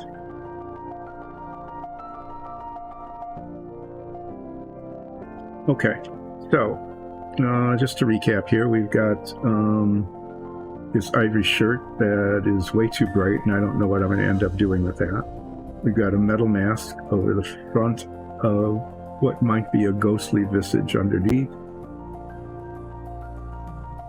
We have a turquoise undercoat, and that'll be massively touched up with a lighter blue overcoat on his cape. That will all be done with a wash later, as will these parts here, the pants and the sleeves. So when I come back, I'm going to finish the edging all around the back and edges here, try to get that, looking decent, get a larger brush, fill it all in, let it dry. Try to decide what color the gloves should be. The boots are going to be the same as this, and this. Those will tie together. I might just do the gloves black.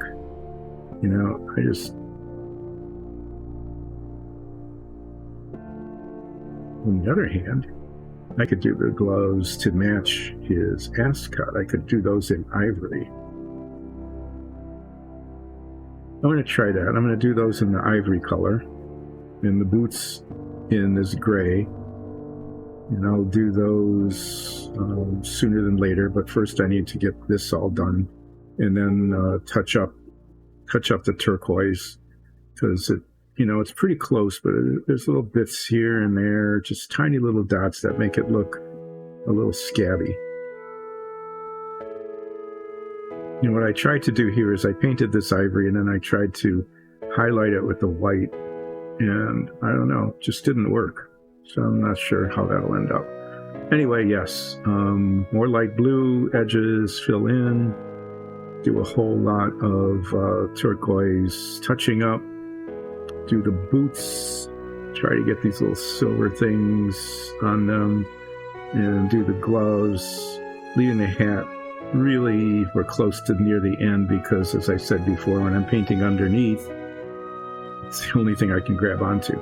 So we'll see you in a little bit. I'm going to take a break, get my foot to recover.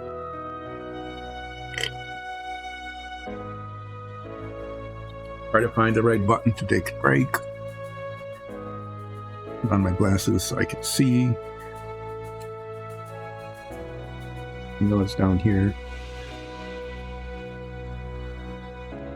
Break. And take break. We'll be back in about 10 minutes.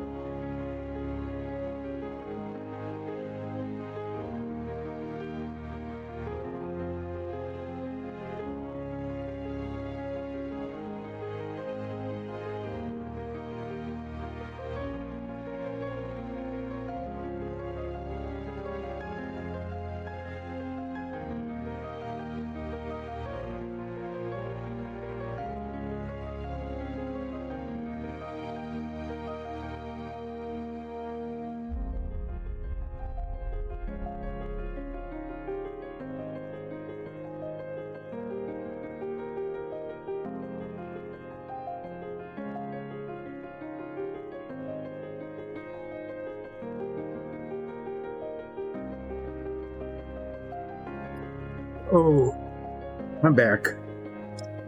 One thing I have found, being old of trifocals, is that I can't, there's a spot where I can focus up close, but it's like I have to hold my head like this as opposed to looking directly at it, because that's like distance viewing on my glasses. So I work with my glasses off, which means, of course, that I can't really see anything else. They set me up this really nice chat screen with big letters that I could pretty much make out. But the other thing that happens is that after working for a little less than 2 hours, my eyes decide that they just can't focus anymore. And so literally I just see fuzz. So I needed to take a break to, so to speak, refocus. Okay, so hopefully we'll be able to go for at least a little while here again. We will continue with the light blue, working around the bottom of the belt here and the edges. And if I can get these, pretty nicely done, then I can get out a slightly larger brush. You don't get to use that very often. And fill in the rest of this. This is going to be, I'm not really sure where the boundary line is going to be on this. I'm going to start painting, and what I'm going to be trying to do is like brush up to the edge in a consistent fashion, because the demarcation line isn't really clear here. And try to get a smooth edge. And it's not too bad right now.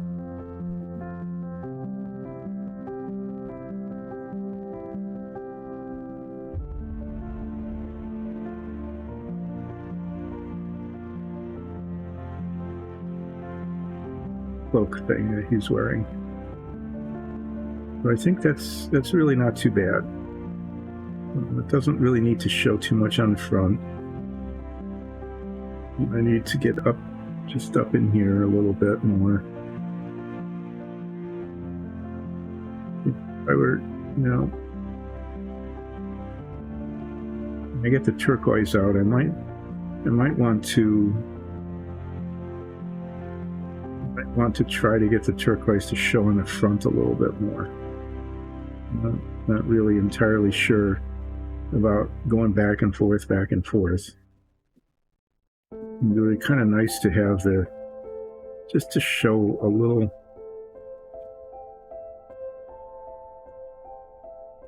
like the piping up here. No, that's not, I don't know. We'll just see how it goes when I pull the turquoise out again later. But for now, we'll just make this consistent. And I'm going to paint along the bottom here, using the same thing, running the brush sideways along the edge. Up to, but not over. See what happens in the corner.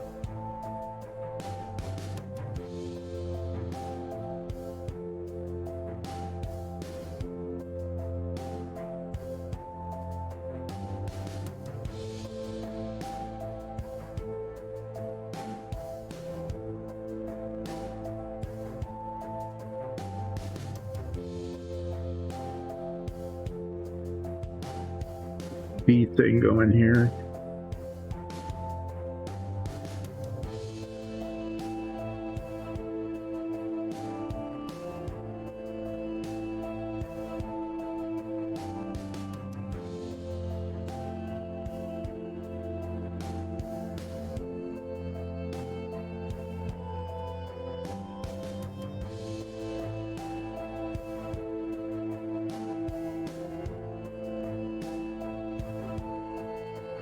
Again, just looking at this, what I'd really like is for the blue to show, the turquoise to show a little bit more around the edges. So when I pull the turquoise out to do touch up again, I'm going to try to run the brush around the edges and get a consistent, clean line. I mean, this is working this direction, but unfortunately it covers it up too much. And it's a nice clean line, but it's not where I want it. So when I get the turquoise out, I'm going to run it from the other side, the underside, and see if I can't get it to show just a little bit more in the front.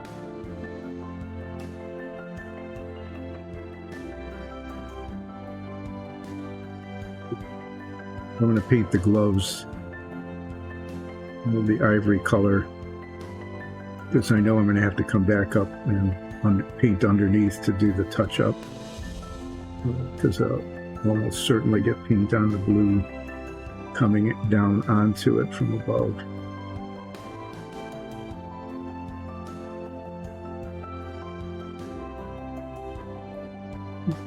Camera. That's always a pleasant surprise when I look up and see that I'm actually painting on camera,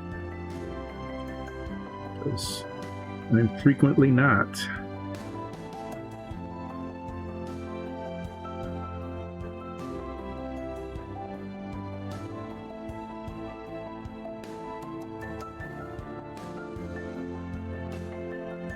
Again, I want to paint the line the way it works from the top, and then try to paint it from the bottom and see if I can't get it to work the way I want. I might have to go back and forth a couple of times, but not. The paint lays pretty flat, so it's not going to be, even if I have to go back and forth several times, it's not going to be a real big build-up. It's not going to be a glob showing, just, But as you can see, I mean, getting a nice clean line underneath there, but it doesn't show around the front. And I like that look of the turquoise kind of piping that I am now losing when I'm painting in this direction. But I want to get like an even line that I can work from back and forth until I just get it to look the way I want it.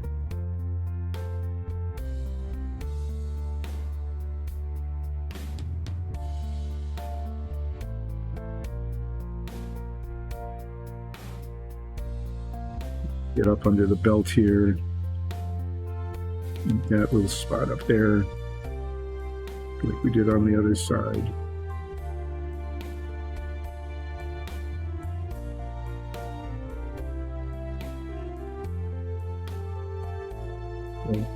Other than having lost the blue kind of piping pinstripe thing, this is coming along okay. I think it'll look good with a little wash on it. It'll just give us some liveliness. But in the meantime, I'm going to use a little bigger brush. That'll be kind of a nice thing to do. Haven't done that in a while. To fill in the rest of the cloak. And then I need to paint the gloves and the boots, because those will overlap into the turquoise as well. And I paint the boots back here. And there's just a lot of turquoise touching up all over the place on every color. So I'll use the paint here in the bottle cap so I don't waste it all, just to fill in the rest of the cloak. And it's so nice, it just goes so fast. It feels so odd, just look at that. And it's painted, boom. In a matter of seconds rather than in a matter of tens of minutes. Maybe someday we'll do dungeon tiles again, where we pump out about 30 of those things with 3 or 4 different colors and wash on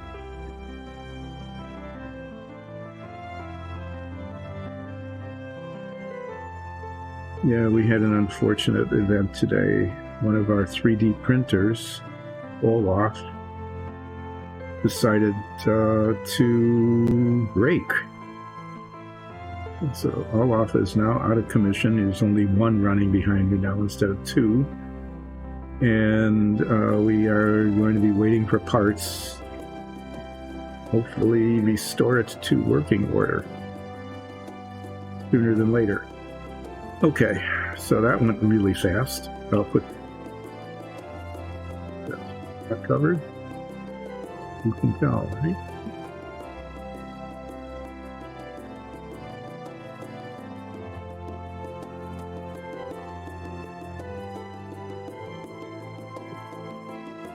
Ben is pumping away really fine.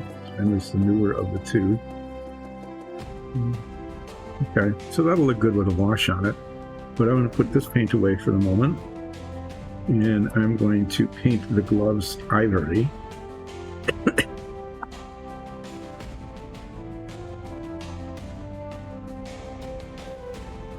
Might even redo the, I don't know, the shirt.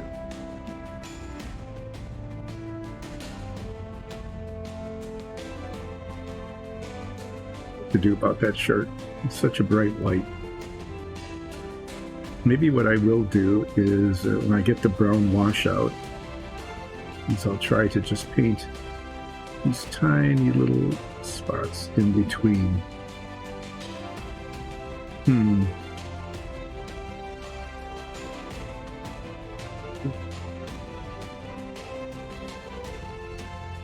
I might even do that with the black wash. Yeah, right in the divots there. See how that looks.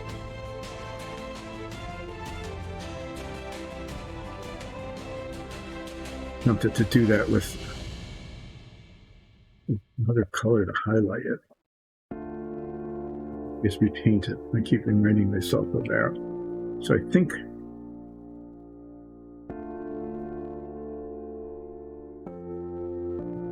so I'm thinking of these ridges in between here. Might even do that like in purple. If I can get it really, really fine. But right now I'm painting the gloves. Now I'm going to paint it this ivory color.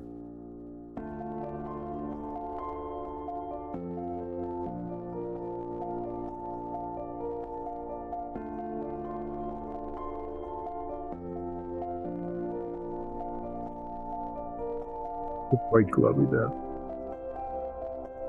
And I thought I had painted down into it really well, but obviously not.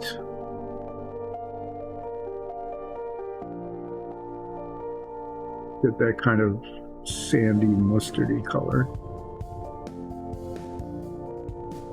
I'm looking at it and seeing, oh my, there's a whole area that didn't get painted the color it should be. Maybe no one will notice. So if no one's out there, let me know if you notice or not.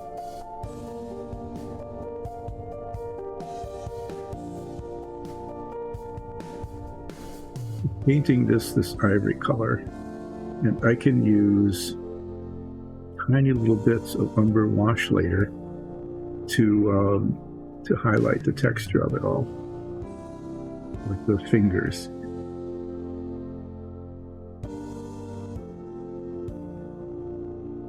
Make it look like a really light leather.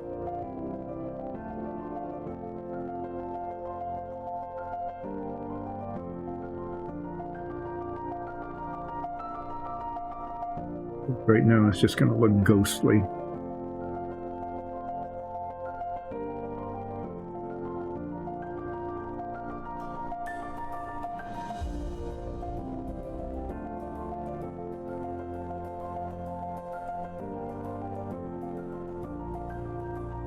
Painting the little bits of them that show around the edges there.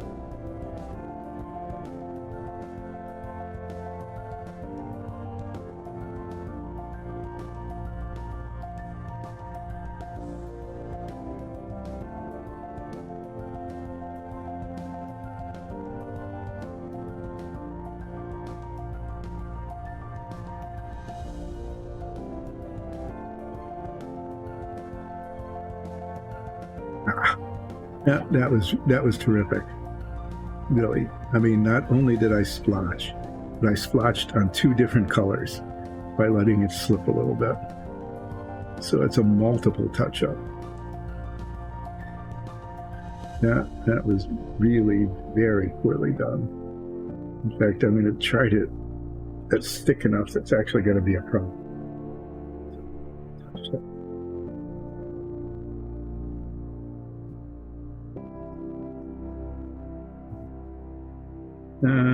It's the kind of stuff that happens, right? He's doing really well here. Getting the lines right, all sorts of stuff.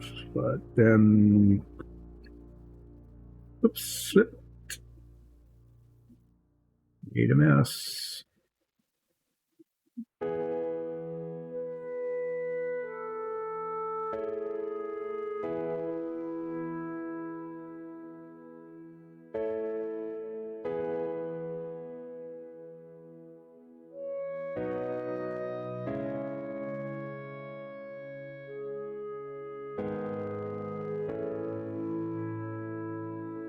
Paint under here, and that's up in front where it shows.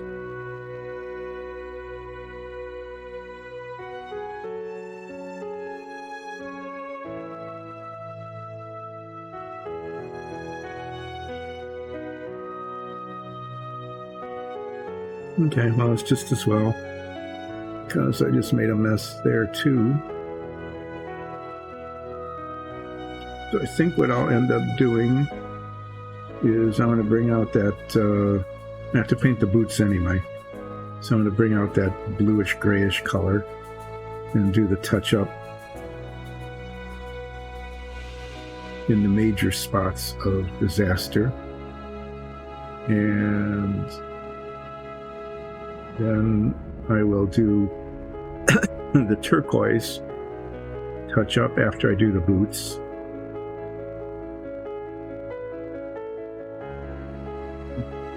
Do the light blue touch-up, because I'm almost certain to have to touch that up on the turquoise anyway.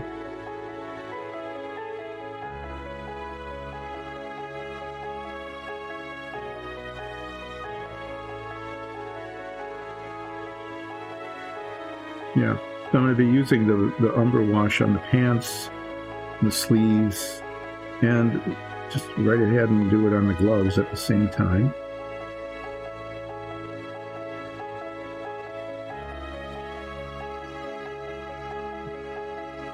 Different on each of those surfaces and textures.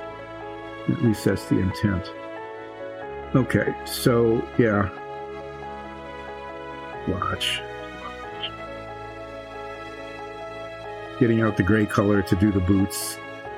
And then I'll do the turquoise again. And then I'll do the light blue again. And then we'll see how much againing I need to continue doing.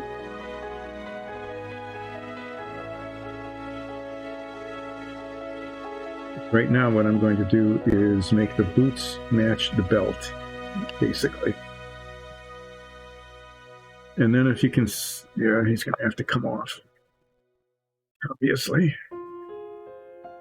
That's why I didn't paint the hat, because where else are you going to hold it? So as I do the boots, you can see that there's these highlights here. There's these little like U line thing kinds of things, and I might try to paint those a silver color. Just touch the tops of it, and then go back over it with this gray again, this blue gray. You know, do that iterative process until it turns out to look okay. Part of the trick here is figuring out where the tops of the boots are. It looks like it's here.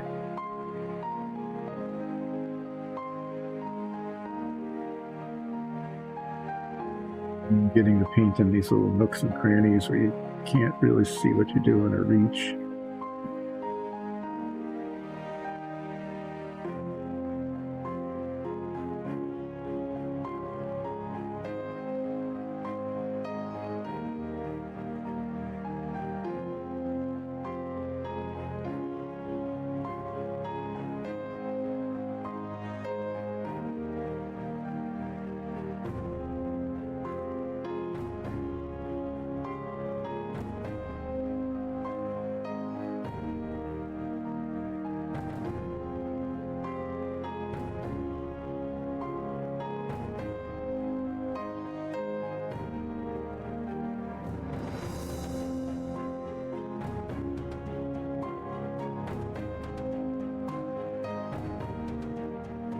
the Price is Right thing, up to without going over, kind of.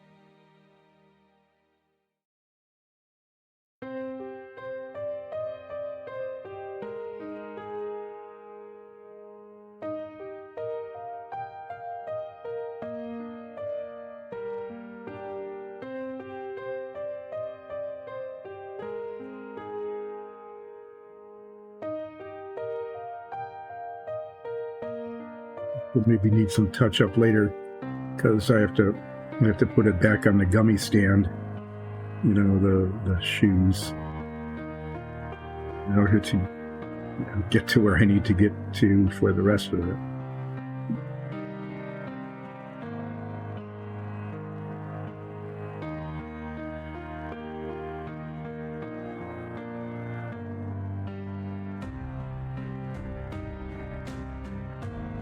Here, can I get it from the back? Really? Well, we're going to have to make some guesstimates where the tops of the boots are. Place that I can't see or reach. So I'll hope that the raised edge of the boot continues around here like that. That I can reach a compromised position there, like that. That will look okay.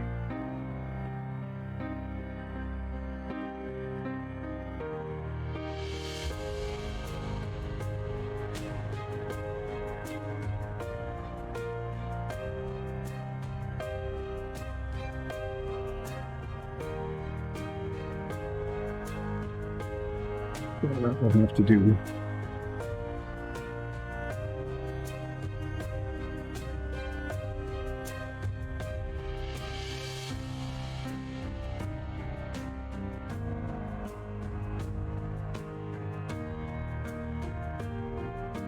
Push the gray paint up into the areas of what should be the boot.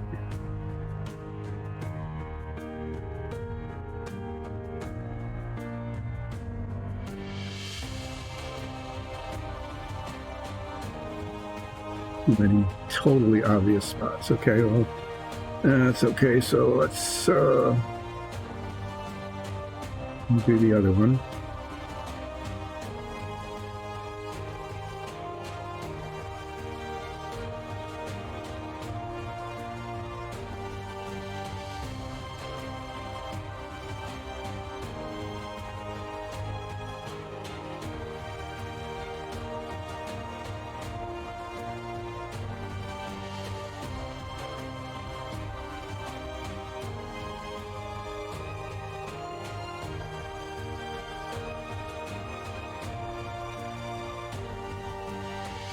Raised edge. So what I'm trying to do is get the brush right on the raised edge. At least the parts that are fairly visible.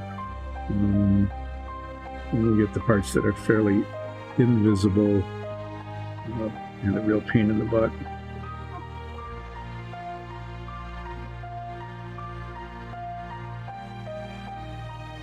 Okay, so who can even see where the edge of the boot is here? I guess that's it. It's a little spot here.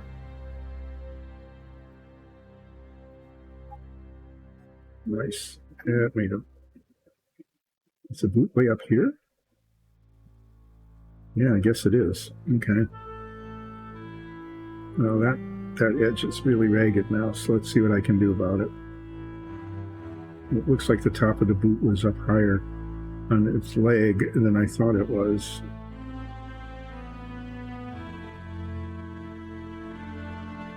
So that's now where the top of the boot is. Whether it likes to be there or not.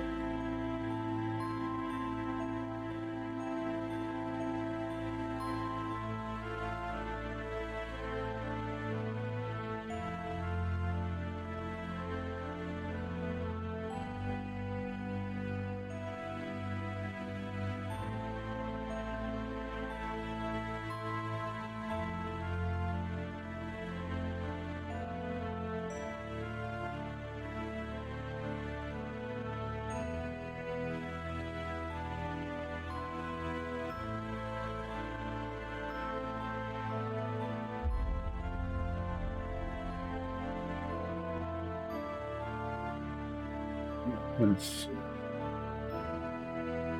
paint the rest of this, and then I'll go back and, like I said before, with these darker colors, you get like white spots, right?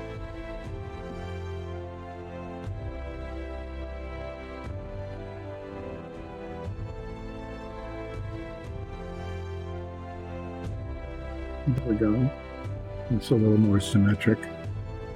And then I'll paint the rest of this boot here.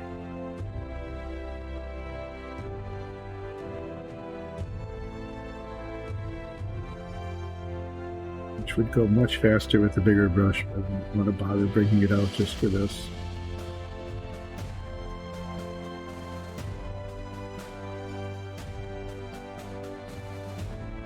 And now, if I recall, I managed to get that ivory paint from the glove on the belt up there, yeah, in a couple of spots. So it would make sense, since I have this paint out, to touch that up.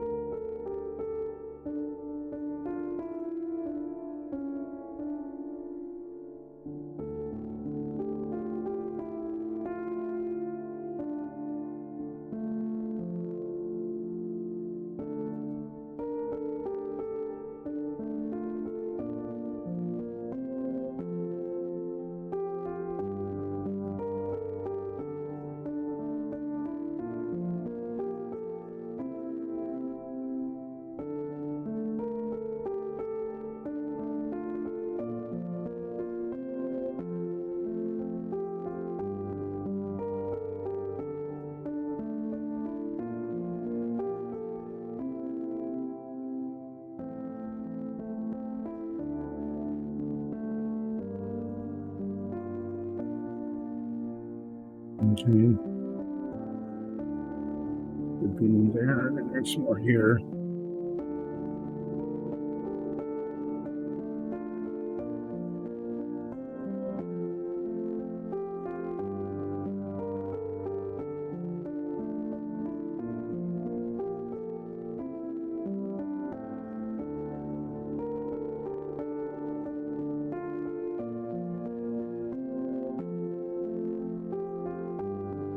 Once that ivory paint slipped all the way down onto the light blue, so I'll get that from the bottom when I retouch that color.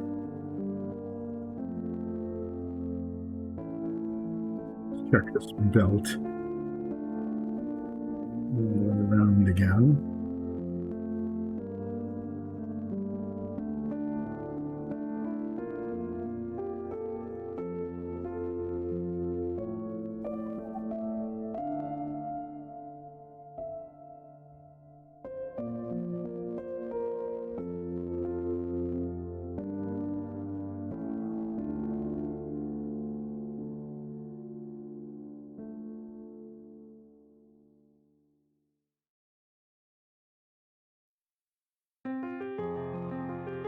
Okay, so that's that. I'll check the boots again for white spots, basically.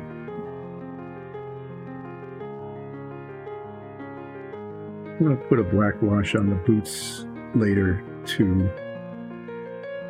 You won't see it real well, but it will give it a little bit of less flatness.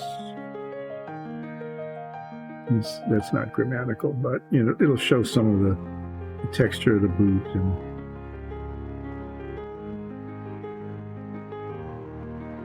look a little less dull. So I'm still not sure if I want to try to do the silver embellishments on the front. This bit here, it really needs to be done, but wow. Yeah. Anyway, I think what's next is I pull the turquoise out again. And what I'm going to do is a whole bunch of touching up on the top. I'm going to do that first. And what I want to try to do is extend the blue line around the edges so it shows a little bit more on the front. And that may or may not be successful.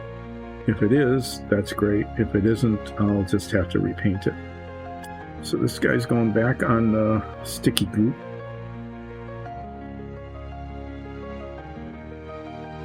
And I'll put the turquoise paint out again. And we'll start at the top and work our way down.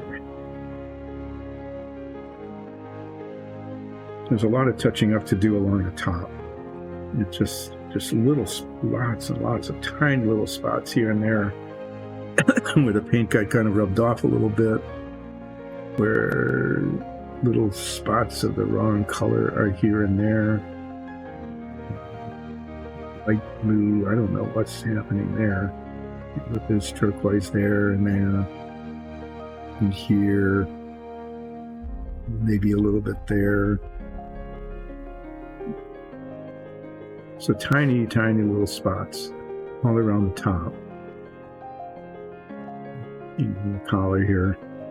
And then I'm going to make that effort to, obviously some major touching up here and little spots here.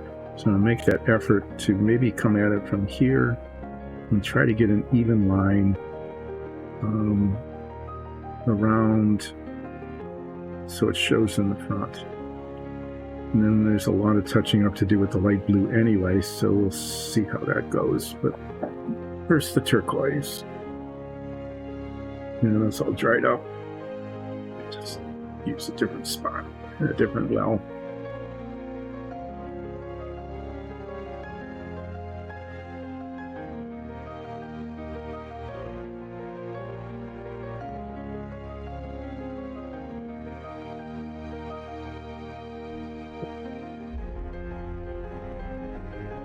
I'm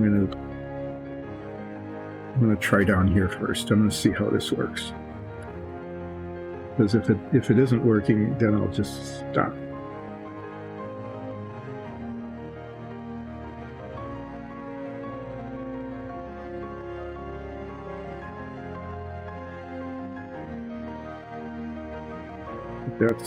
That's kind of what I'm going for here.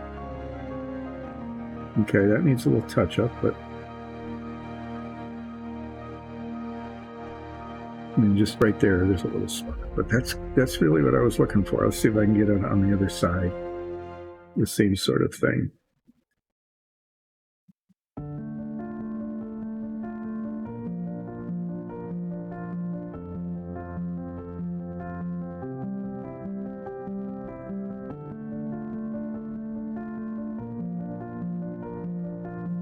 And a little bit there, but I think I can touch that up.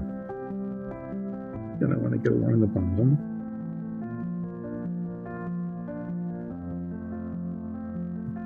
Harder because of the wrinkliness of it. In fact, it's a lot harder, and that's not working. But I'm going to do that. I'm going to do really, really careful touch up. Try to preserve effect I'm going for on the bottom. If that doesn't work, and if I can't get it done, well, then I can't get it done, but I got the front the way I wanted it to look, pretty much.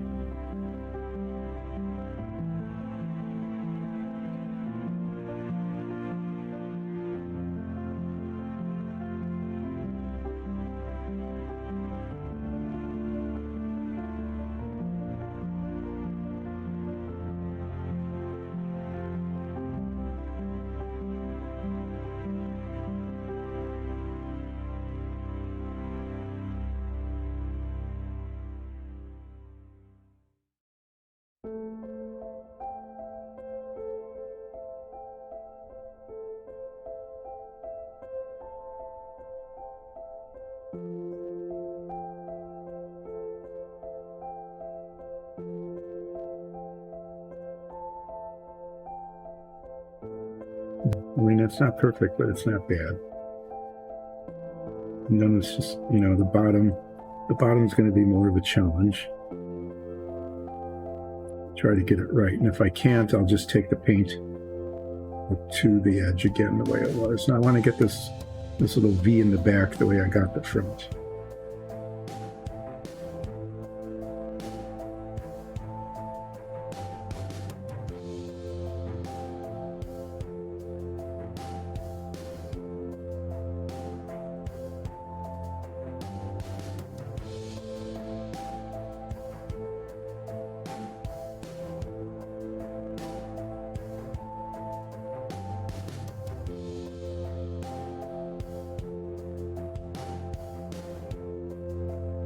But yeah, that worked okay. It's just the bottom hem that's going to be a challenge. Let's see. Now I need to get the huge blot in the back there. I'm going to take him off. Get that from there. That's so much easier to see in this direction, right?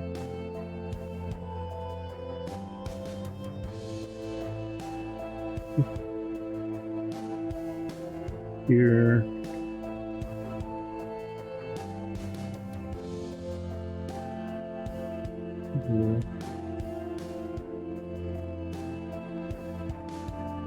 Put these underneath, and I can stick them back on the sticky tack and get the top.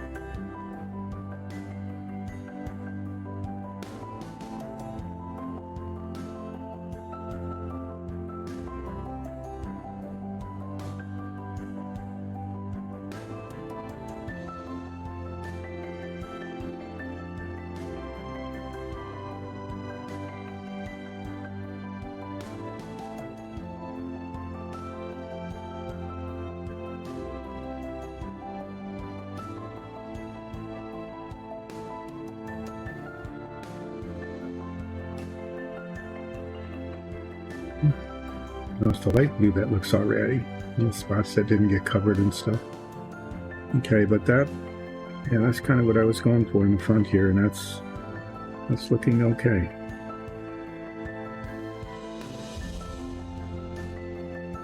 But when I get the other one out, I'll try to clean up the bottom. So I'll stick this guy back on here and do all the tiny little spots of touch up all around the front.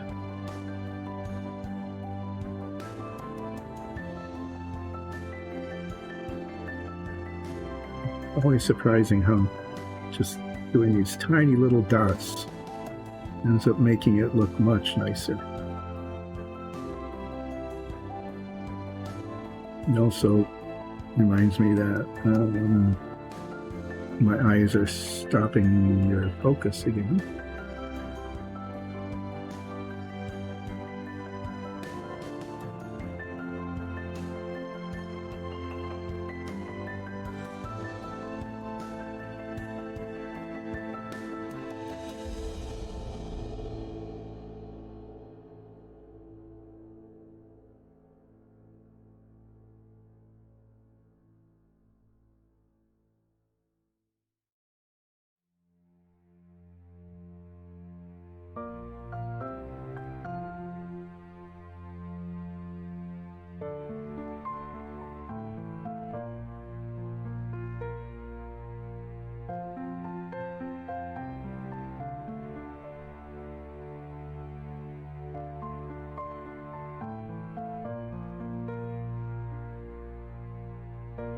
I'm going to do his left side and then just make my way around.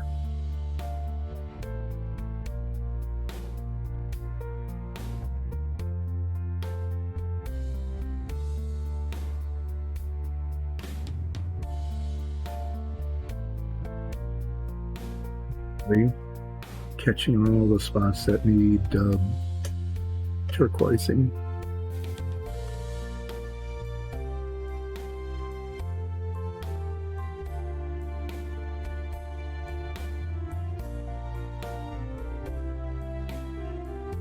Maybe just a little deeper here. You can see the dividing line there, and it's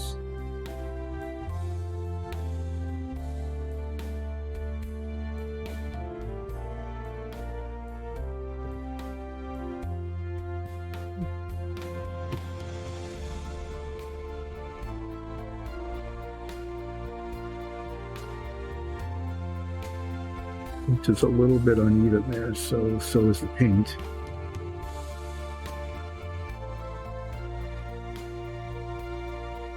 No, this isn't perfect, but you know, sometimes those tiny little spots you just can't do any better.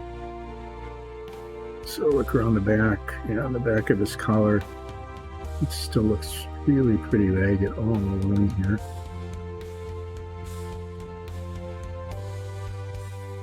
What's going on there with his skin?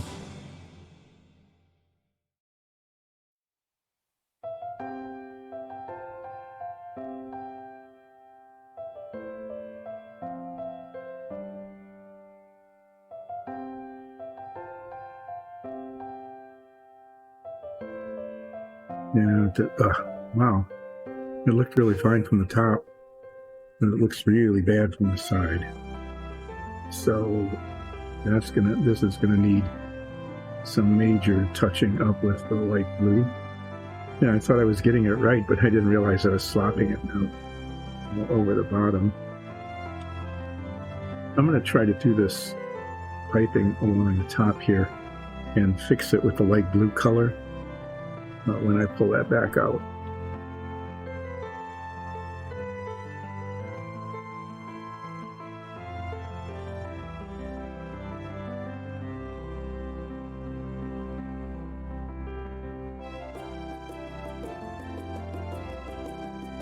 Yeah, so I'm just going to do this, and then I'm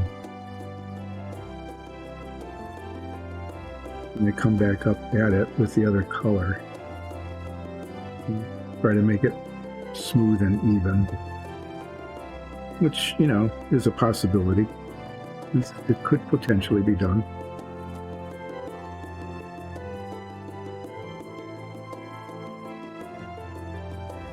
My eyes started going blurry here again.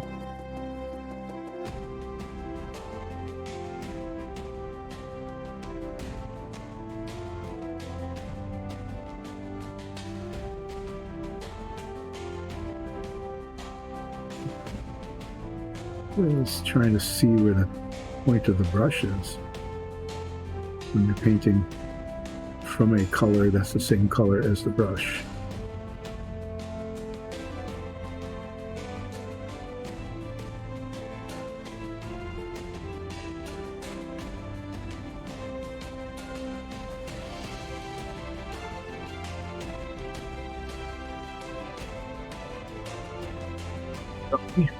That one seems to dry out more quickly than some of the others.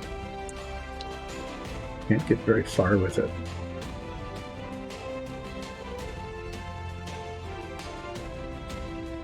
Takes little bits off the top of them.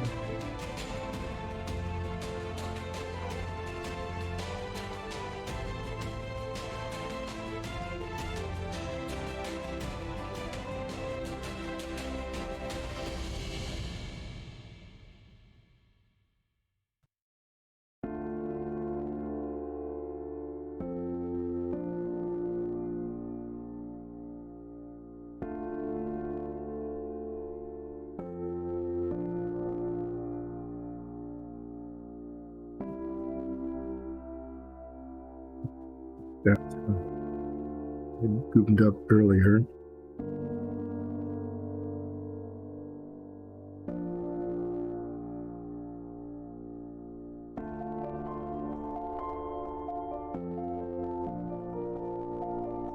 Yeah, okay, well this is looking okay there. Maybe a little bit here.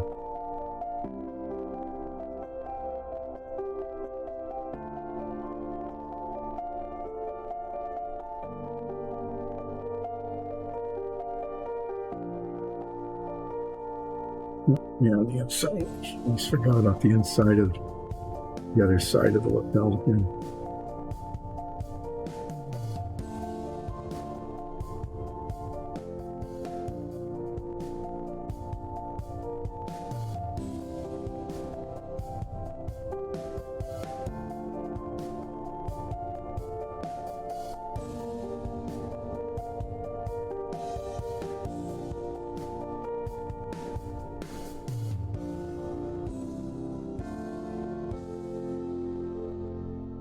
So what I've got here is this worked okay on the front and worked pretty well on the V here.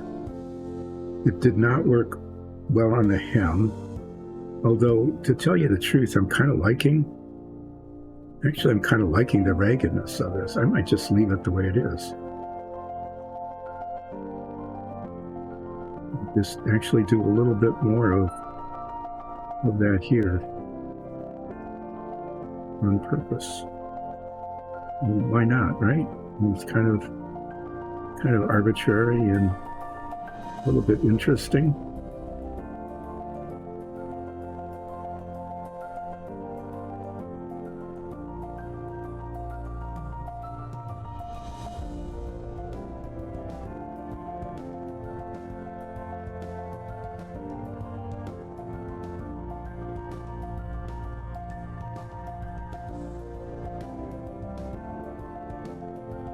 Yeah, just a little touch up there where there's a little too much of it.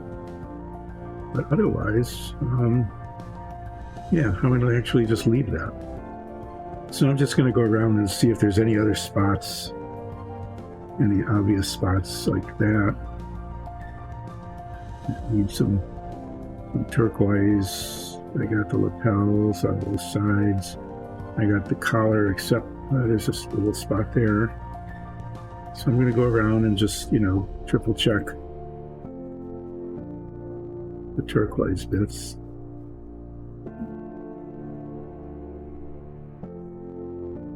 Make sure I catch them. And then I need to do a lot of touching up with this light blue, which just got scabby in a lot of places, somehow, for some reason.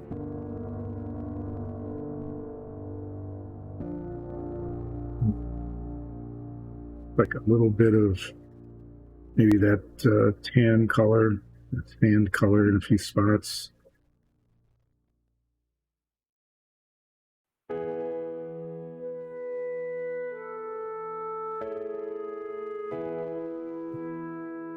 A spot right there on top of the collar, right here.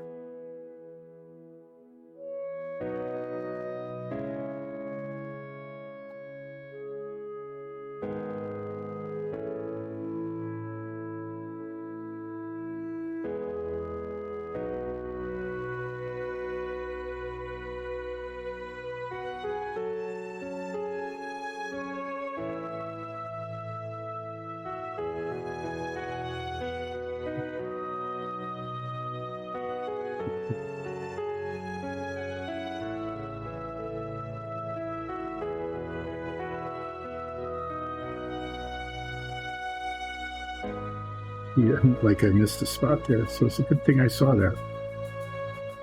It just needs this color here.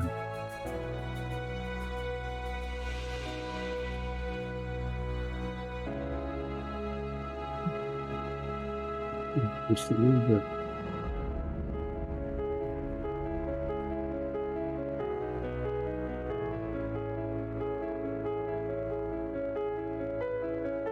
So yeah, I'm just doing a quick look all around, and see if I can be satisfied with how the paint is.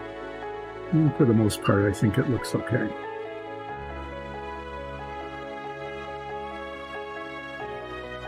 And it is showing up. There aren't any real ragged spots. A little bits of unevenness here and there. maybe a spot. Need some paint.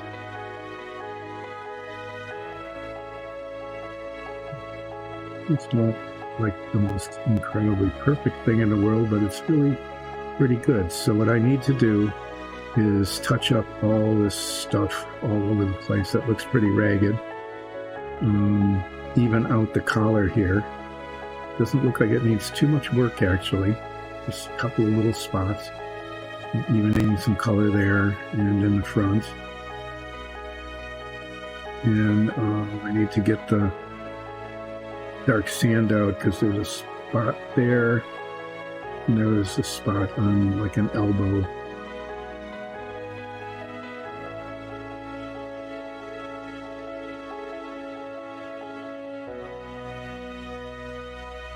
And then I can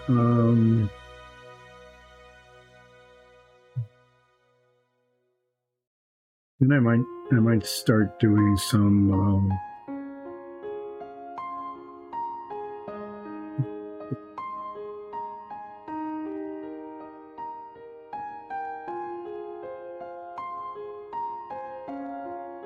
I can't decide if that, and I think that just right here, tiniest little spot where the light came up a little too far.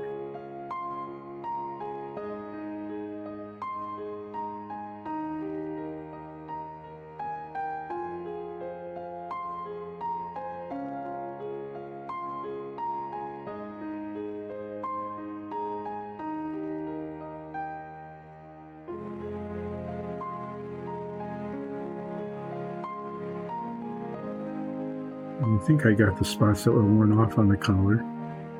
Yeah.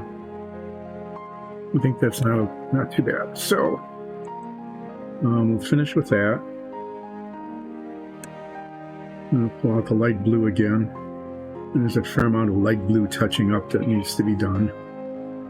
Where it just got spotty and splotchy and who knows what. And then I'm going to do the wash. The brown wash on the brown spots part, because I think that'll make it look better. After I do the little brown bits of touch up.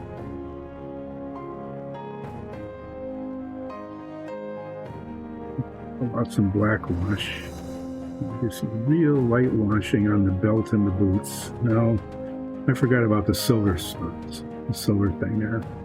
Okay, I'm going to do the touch-up with the light blue first, and then try to do the silver embellishments on the front of the boots. And we'll see if I can even begin to do that. If I can, it'll look pretty nice. If I can't, I will pretend that it never happened, and I will repaint it.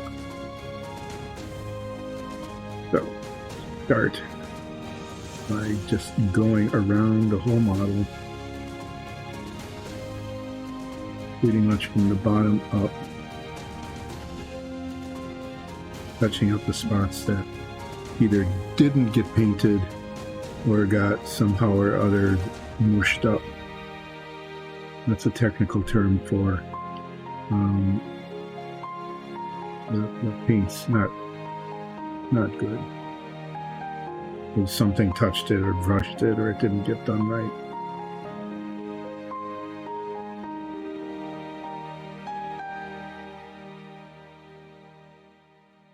To just make this a little less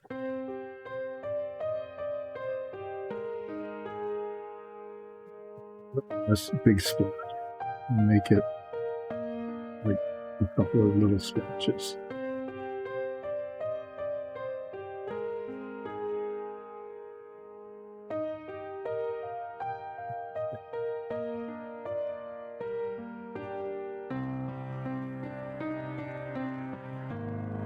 Big switches here. Need the major touching up.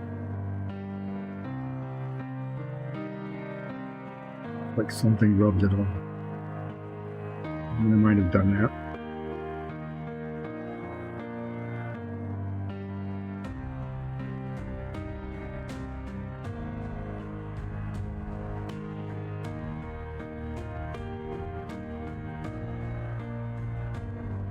And so I'm looking at the back. I'm going to try to do the little bit of evening out on the collar that I had talked about doing. It's a little smaller here. Just bring that line around.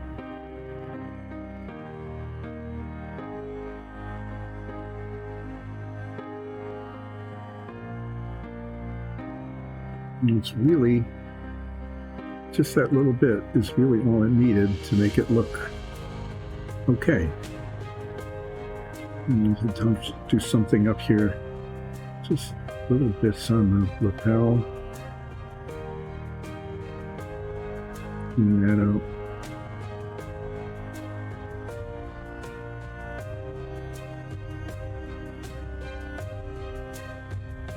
Spot here that is weirdly black.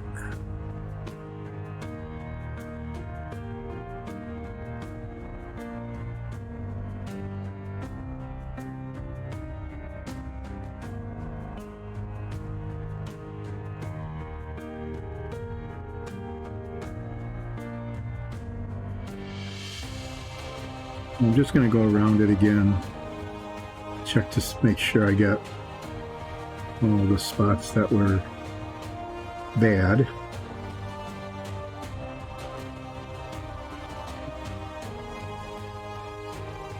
Walk around at the top again.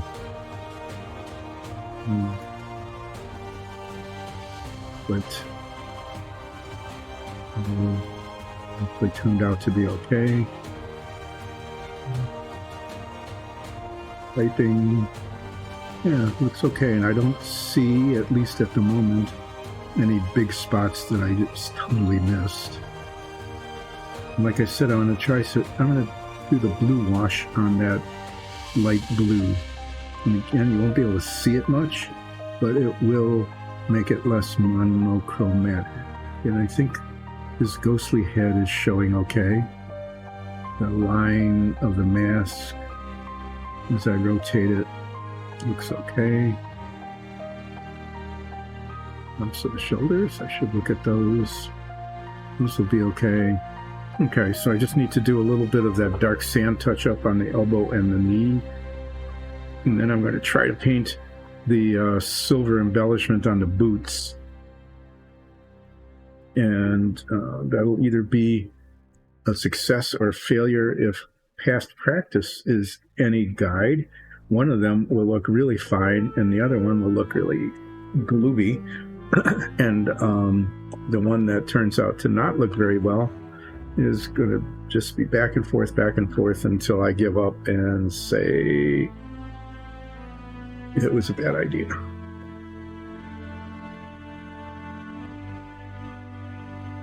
The tiniest little bits, I'm just going to reach into the tip of the bottle here and get a little bit on the tip of the brush.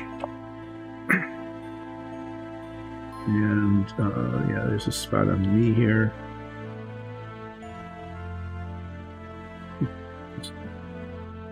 Elbow here.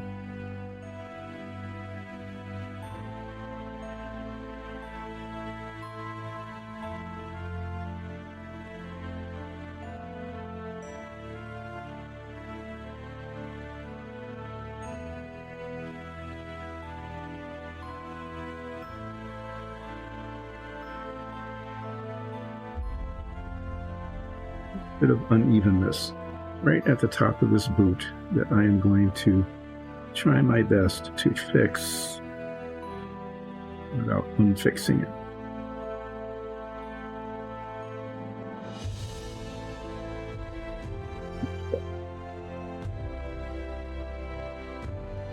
Okay, so this is what this guy is looking like so far without any wash on it. And the first thing I do, like I said, I'm going to try to do those silver embellishments on the boots.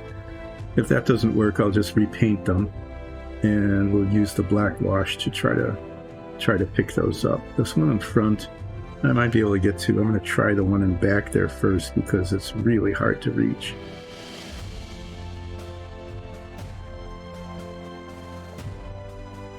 Bit of aquamarine there that needs to be. I wonder if this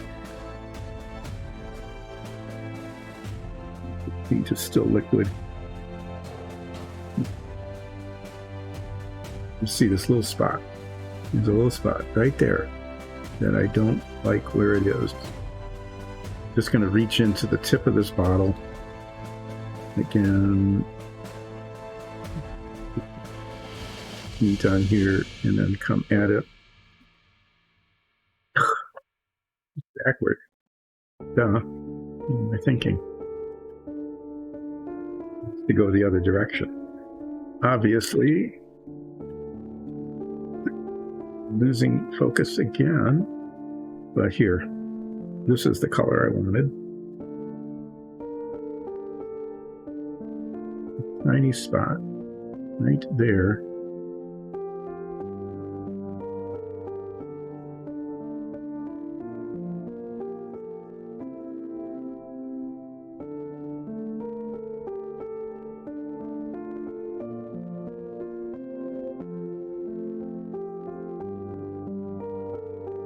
Like that. That was worth all the effort, wasn't it? Huh. Okay. Okay, so I'm going to hydrate here just a minute, and then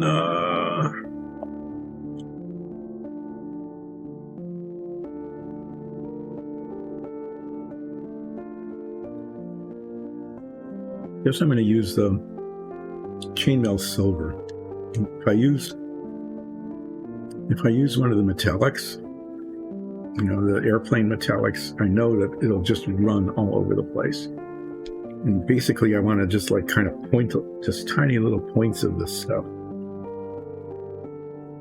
on the raised surface of that embellishment without getting it anywhere else. And again, I'm going to see if it's even possible to do this. I know that Nikki could, but I'm not sure I can. So if you can even see them, there's like this little U and a line down the middle of the boot. And I should do the back one first because that's an impossible one to do, but this is the one that shows, so.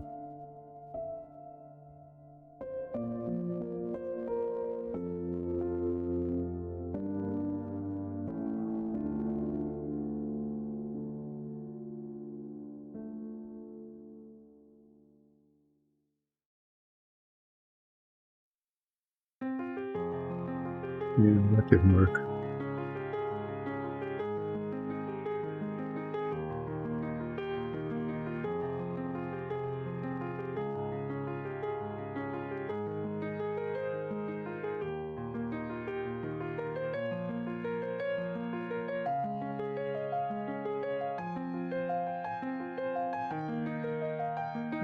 Salvageable, I don't know. I'm going to try to paint the raised bit. And if that gray paint behaves at all, it might be possible to salvage the silver embellishment. I'm going to come back over it with the gray. Basically, I'm just trying to get the raised part painted silver. And that's okay. This got way off here, but I might be able to fix that by coming up on to it from the side. And same thing here. And then let's see if I can even reach in the back there and try to do something similar. Here, I want to give the impression of it being highlighted in shadows. So just if it just shows a little silvery, that might be enough. Especially since it's going to get washed over the whole boot.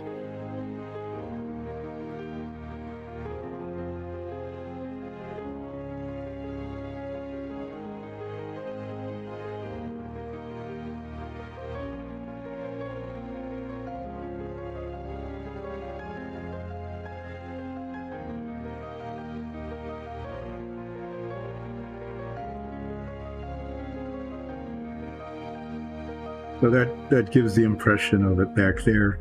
And I think I can salvage this up here by painting the gray, getting the gray and then painting up, especially there on the edge.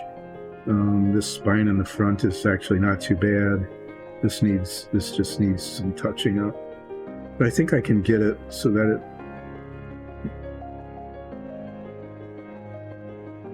it sort of does what I was trying to do. So yeah, I'm going to let that set.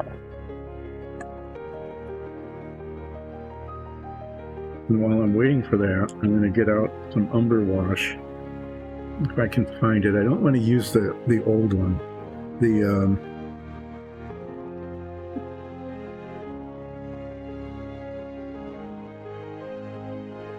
One of these that's fairly new, because the pigment in that one has started to get really weird.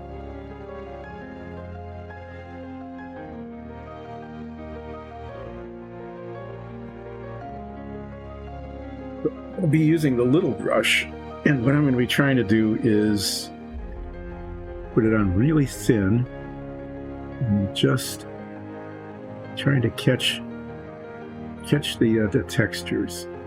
And I want this ivory to end up looking a little spots where I need some more blue. And this ivory especially to look toned down.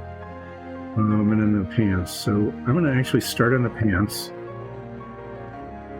see how that goes, and work on my way back up to the shirt and the gloves.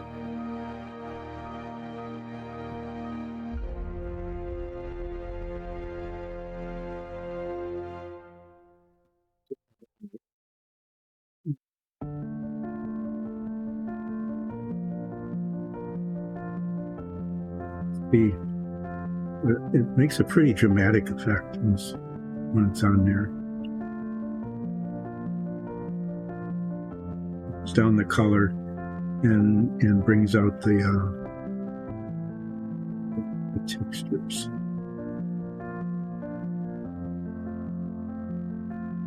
Get it up to I don't want a big bright line. Make sure I get it up into the bluish there.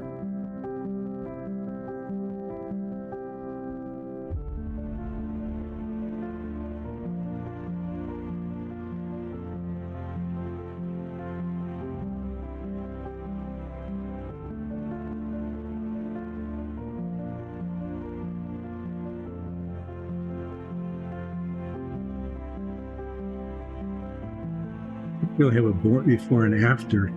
But I think that, if you can look at it here and look at it down here, it just looks like there's something more to it.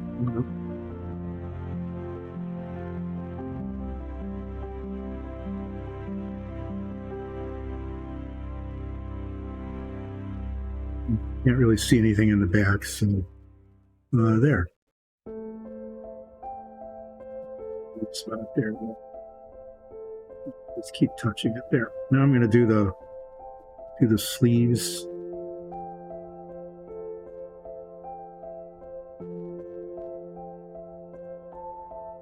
Sleeves and the gloves. So the color, the wash is the same color on the sleeves and the gloves because the undercoat is a totally different color. You'll see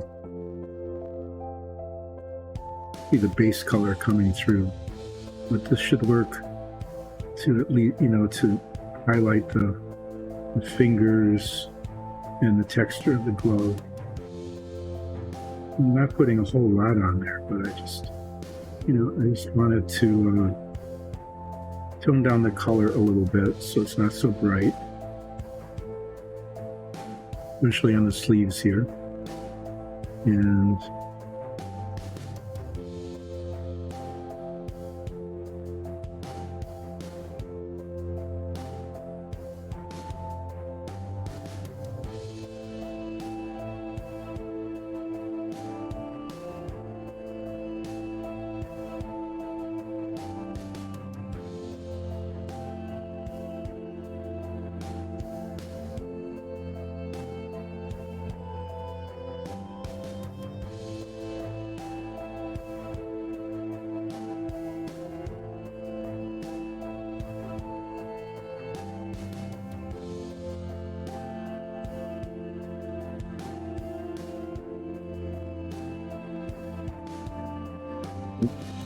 doing because of the way the fingers are working.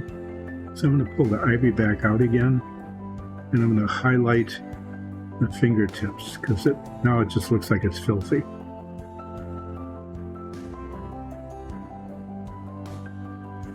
Do that, and I think just tiny brushes on the fingertips make that look a little less like it's dirty and more like just highlighting the color. But I think the pants came out okay, and the shirt came out okay. The gloves just need cleaning up, basically. Okay, I'm going to get the light blue out one more time, because there is a spot I just saw under the belt here. I don't know how many times I'm going to go back and forth, but it needs to be what needs to be done.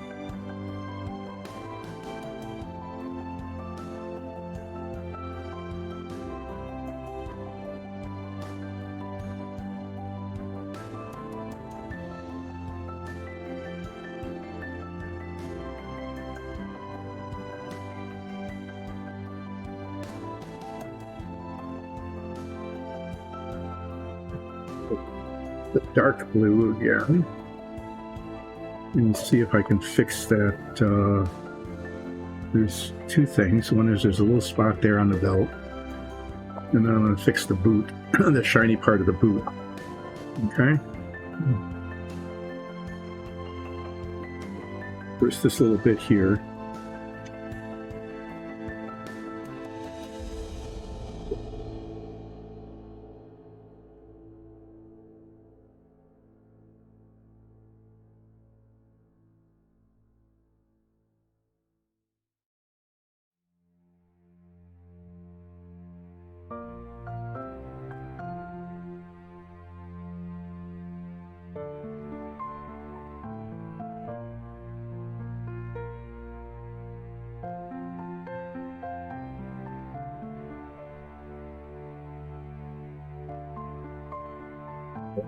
See if I can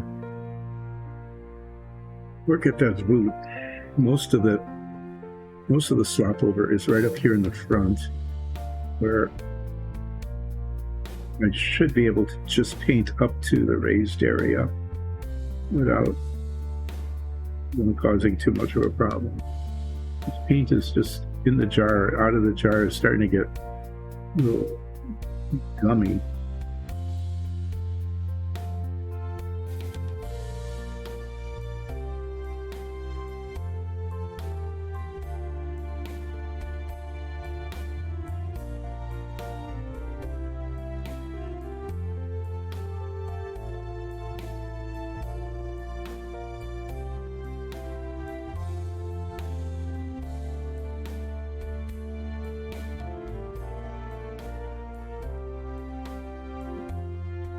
Okay, there. And now I just need to do basically the opposite. It's on the inside.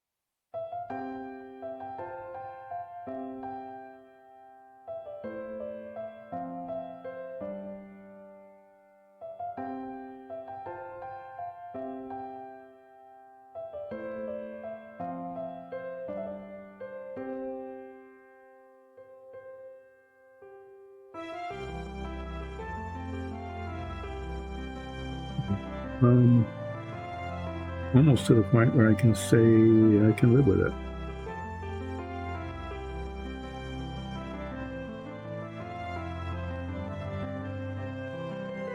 It's just a real subtle little silver bits. It'll be even more subtle when the wash is on it. Okay, so there's that.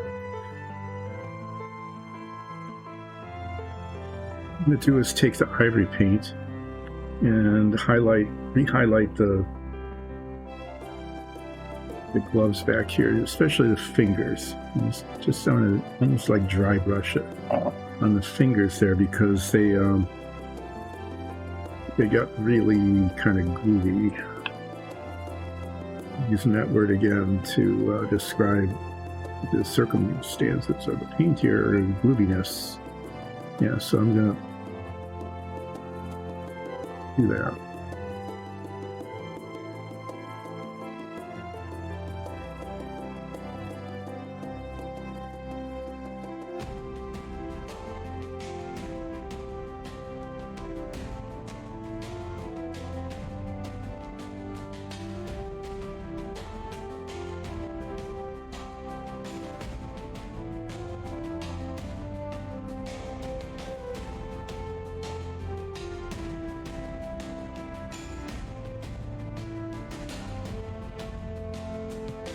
Look more like this than they did before. Okay, so what we're getting down to now is I'm going to let the boots dry, and then the belt and the boots are going to get a really light black wash, and then I'm going to do a blue wash on the cloak. And I think what the blue wash will do is you won't see the color much, but you will see it bring out the texture of the folds in the cloak, and it'll just look less monochromatic.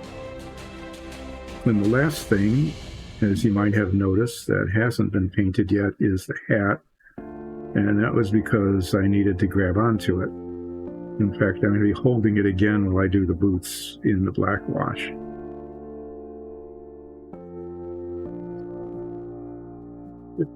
To do something with the shirt here, and what I'm really tempted to do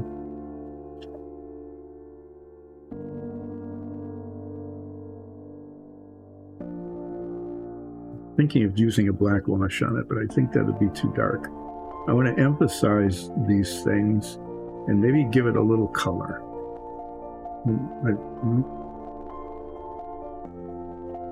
Even finer brush if I got one that I can actually make work.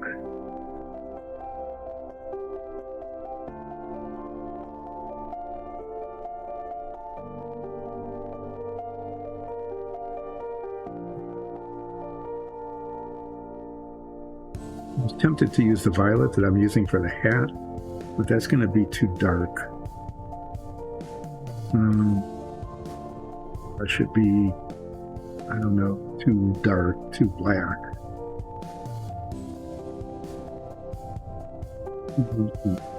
This might be really silly.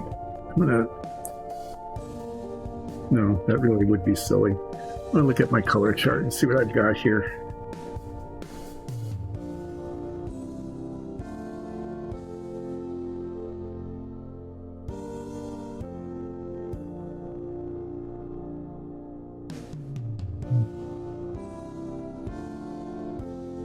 Obviously need something. Just am not sure what to do.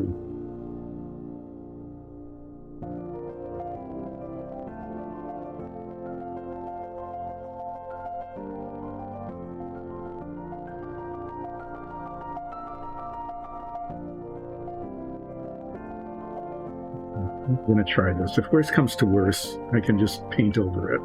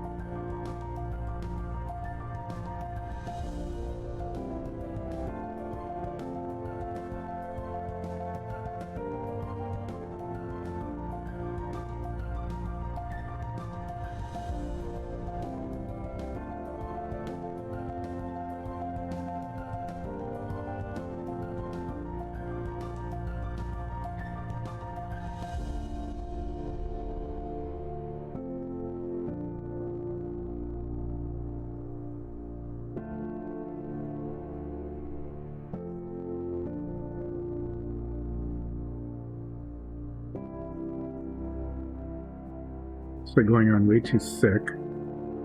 So I'm going to have to bring the ivory paint back out again, regardless.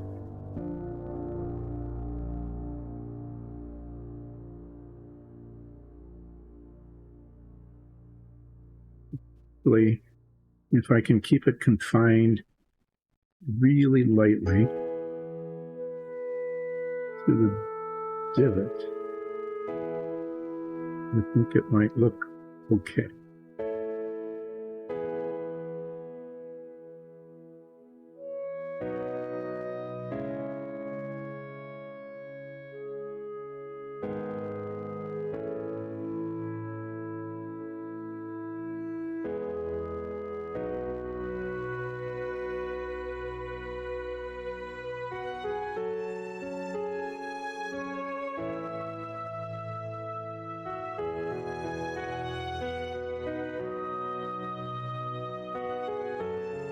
You have to use your imagination here. And the imagination is that probably the better part of 90% of that color will disappear. It'll look like this up here, except even less when I repaint the ivory over the high points. And if the ivory behaves, it will leave this pink color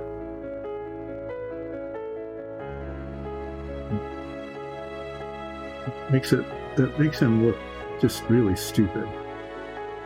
Even where it's confined to where it should be, it's candy stripy. That's not the look I was going for. That's going to have to dry, and then it'll be repainted to ivory. And then we'll see what we can do. I was hoping that it would be more subtle than that. Maybe it will be after I repaint it. What I wanted to do was just give it like this little bit of a hint of color in the background that you could just barely see, but that it wasn't just monochrome. I don't know. What we need now is this. This is a black wash. And I'll just be taking little bits out of the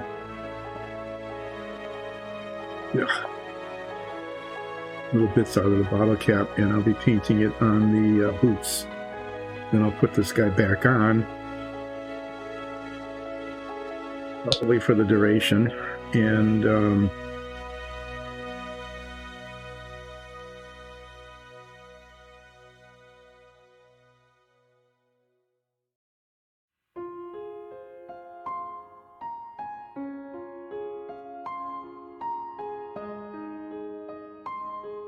yeah, I'm going to use this brush. I want to make sure that this gets kind of spread around.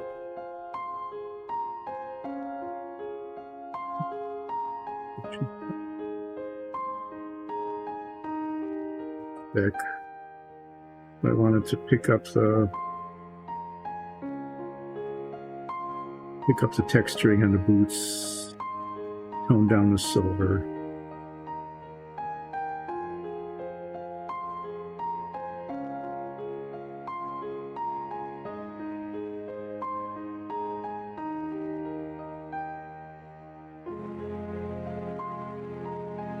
Pretty dark. This gets lighter as it dries, which is nice. I want it lighter as it dries. To pick up the texturing on the boots and again, get rid of the flat look that you get with the paint, but still let the base color show through.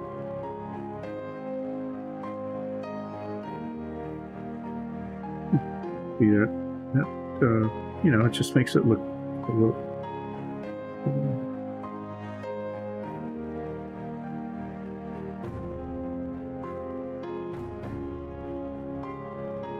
Contrast it with that.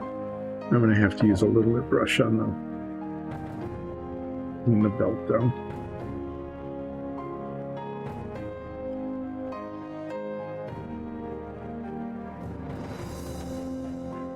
Otherwise it'll slap all over everything.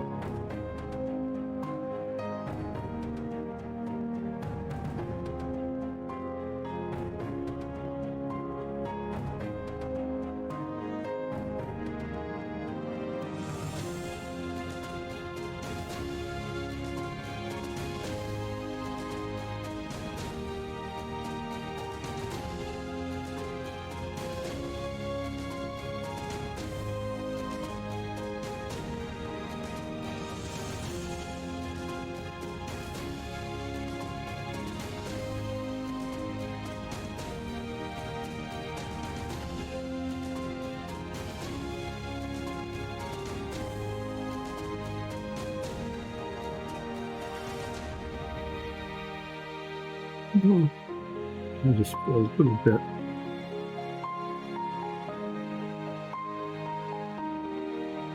On the top and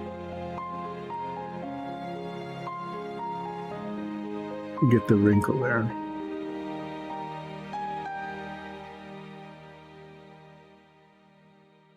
Okay, so that, I think that looks better. Yeah, so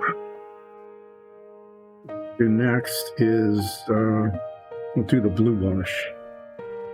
We'll do the blue wash with this little bigger brush because I want it to go, I want it to be thin to get everywhere. So the edges, if I get it on the dark blue, that's not going to matter because it's really not even going to be seen. But I want all of this done. Yeah, it looks like a mime shirt. It's just the look I was looking for at all. So we'll make that disappear and look different in a little while. But here, I'm going to use this blue-gray wash. And again, it's not going to change the color too much, but it's going to bring out all the folds and things like that in the cape. Mix it all up, and I'm just going to take it out of the bottle cap here. Probably touch it to the towel because I don't know how much is on the brush initially, but here we go. See how it does that? It gets in the folds a little bit, and it's all I want is to just have it in the folds so that it tones down the color and shows the texture.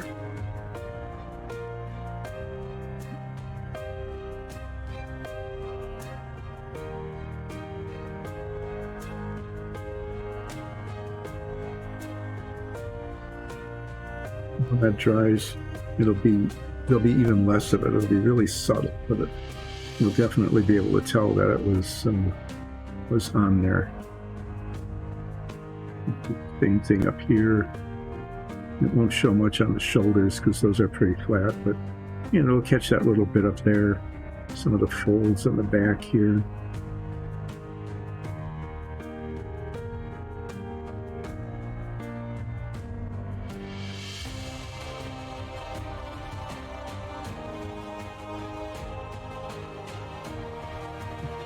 Naughty. That on.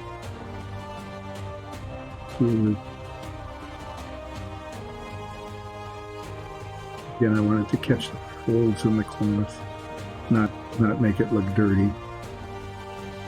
Just catch the folds so that you can see them a little bit better.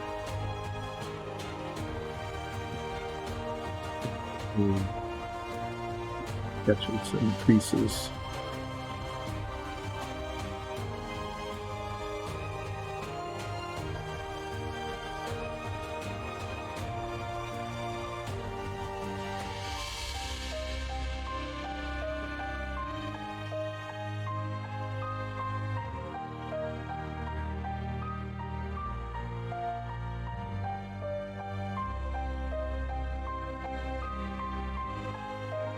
I think that'll look pretty decent.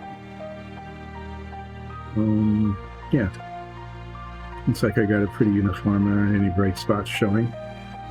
And there aren't any real, blurs. So far it's looking okay. I need to fix the front, and then I need to paint the hat.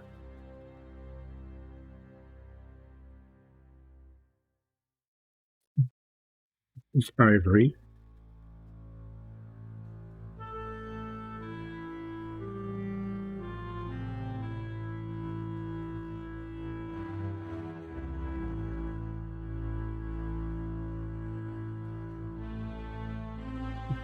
Do is paint all the high spots of the shirt. A little bit of the pink will remain in the low spots, maybe.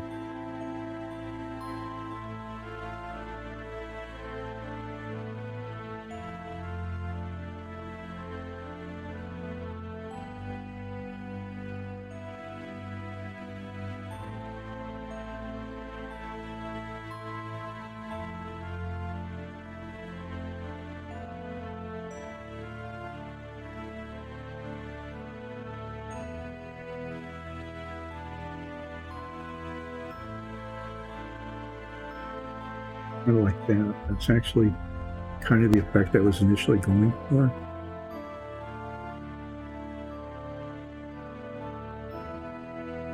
Shadows.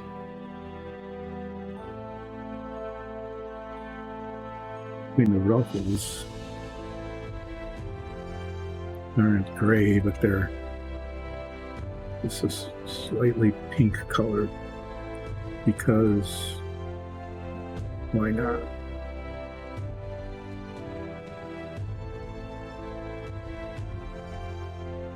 I want hardly any of it to show, just enough to give like a hint of color.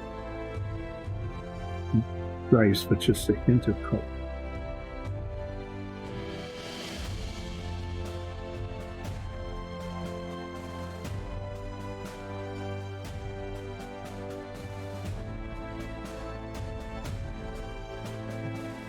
All that success. Now I got turquoise. Pushed again.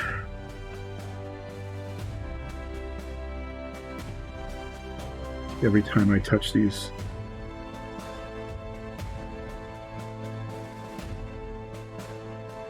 Let's see. Where it shouldn't be there.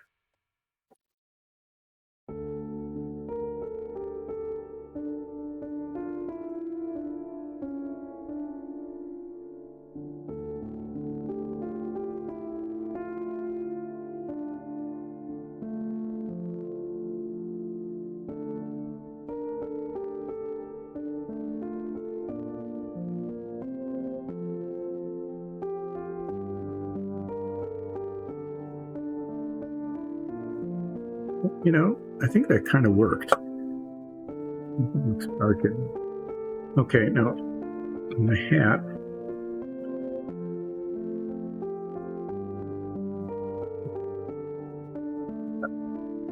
little medallion on the front. It needs to be brass, I think. I'm going to paint the whole thing purple, and then the brass thing, and then do a little touch-up.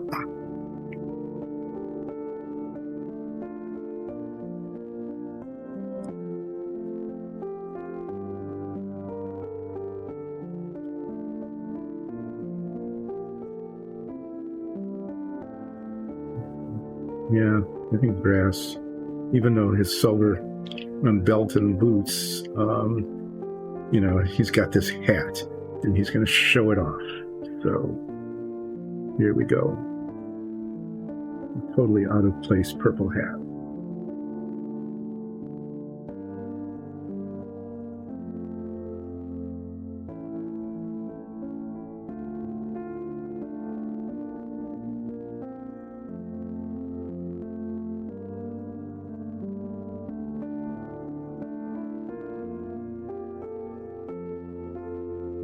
Getting the under rim here.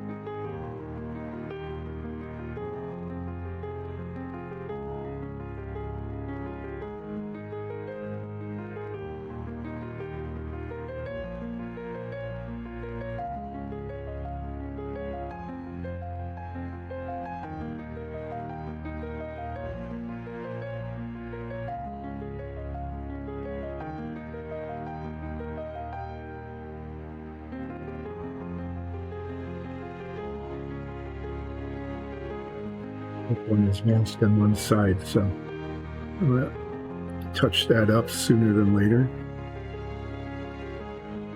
As you know, when I was doing the easy part, I stopped being really careful because easy.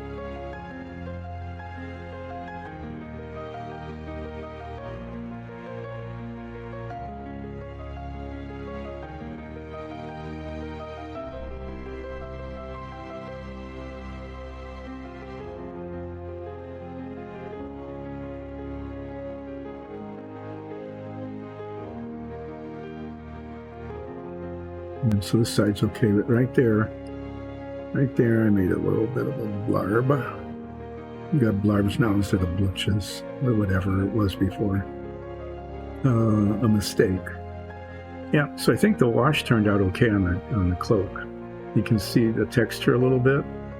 It didn't change the color a whole lot, but it doesn't look dull and lifeless anymore. And that's what I really wanted. I didn't want to use like a black wash on it where it would get real dark. So we're going to let that purple hat turn purple. And then the medallion. No, I'm going to keep the theme. The medallion is going to be silver, not brass. I mean, the purple hat is bad enough, but to do that little ring thing on the front, I mean, to do that in brass would just,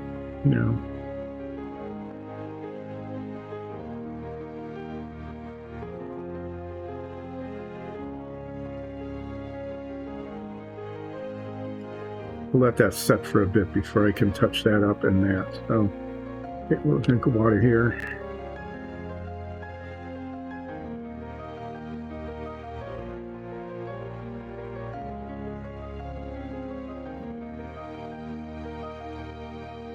Ben is happily printing there. That's good. But Olaf took a turn for the worse today. He's partially disassembled because apparently parts broke or wore out. He's been running really, really hard for a good long time.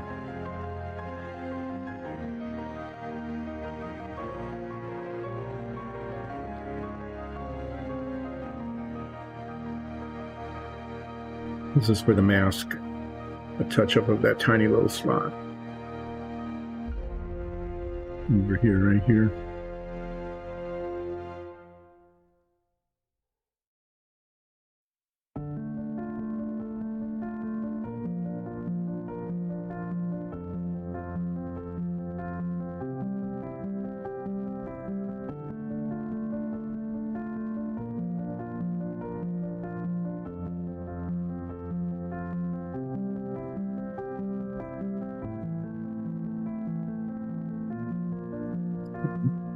I think what happened, okay, it just goes on darker. I thought maybe I was smearing the purple around. It looks like it's okay.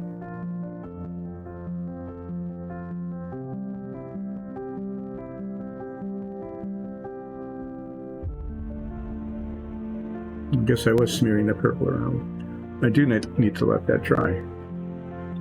So what will I do while the purple is drying? I can't paint the medallion because that'll smear around. That made a purple mess because I jumped at it too quickly with the dark aluminum before it had dried. Maybe I'll just sort of move things out of the way and talk about Dice and Dungeons. So Dice and Dungeons is us. Can get to us on Facebook and Twitter, and we have a Discord channel that you're welcome to join. We run a Dungeons and Dragons campaign every Sunday, almost every Sunday.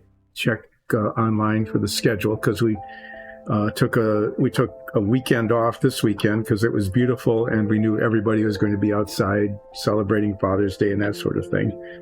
But we will be on the next couple of weekends for sure from 2 o'clock.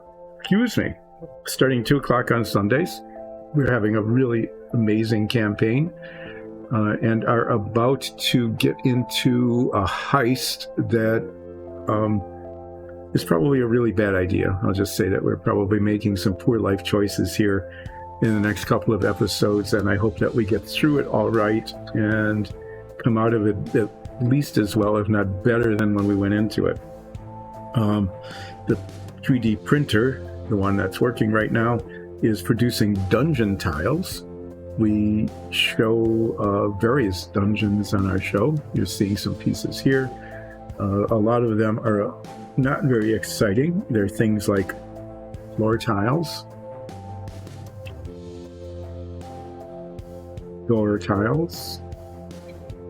But we print all of these, we paint them, and they are magnetized on the bottom. That's a really cool sort of thing. See all the magnets there, which means that when you put them together, they hold, but they also come apart. So a lot of these are designed to be made with clips. You can put clips in there, but once you put a clip in, it's really hard to take it apart. So we've actually had a couple of episodes where the dungeon was almost like a mimic, and it came apart and reconfigured itself right in the middle of our combat. So anyway, we do these. We have many styles of them. This is a stone dungeon. This is wood with stucco walls. That's like a tavern set. We have many doors. Like for this, the door looks like this. Goes in. We put a pin in there as a hinge, and they actually operate, which is kind of a cool thing. So we can go through doors, have them close behind us, that sort of thing. Anyway, that's what's going on in the background, is more of these are being printed. And when they are done, they get painted. Sometimes we've been painting a lot of them on the show before. And I kind of enjoy doing that because they go along, even though there's a lot of them in a set, they go along pretty quickly. And then at the end, we can show you what the assembled set ends up looking like. Dry enough for me to paint over the purple that ran into the mask. So now it's no longer a purple shadow, but it's the original mask color. What would be tempting would be just to use that on the medallion on the front of the hat, but that paint is going to run pretty badly. So I'm going to go back to the chainmail silver. I'll see if I can do like I did on the boots, which is to just touch around the outside of the circle because the inside is still wet, but we're running out of time, and this is the last thing that needs to be done. So either this will be a really good use of the last moments of the show, or we'll end up running 15 minutes overtime while I try to fix the mess that I made. So let's see what happens here. We'll take this little brush. We'll get a little bit of chainmail silver paint on the tip of it. We will attempt to focus our ancient eyes on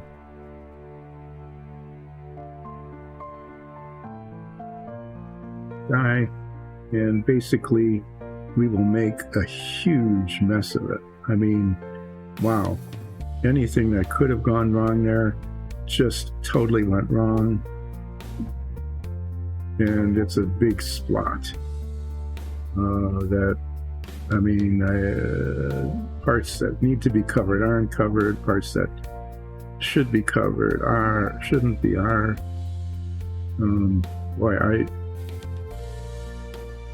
am just flabbergasted at the disaster that created.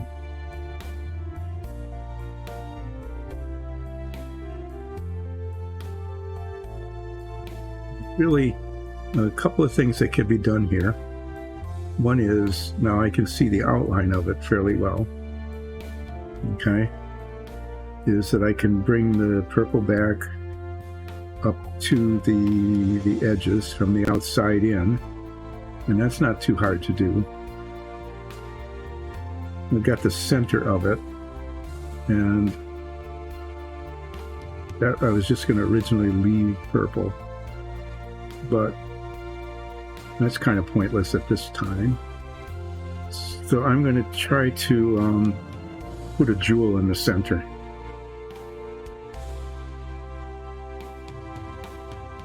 I'm going to try to put a little dot of a bright color right in the middle of that.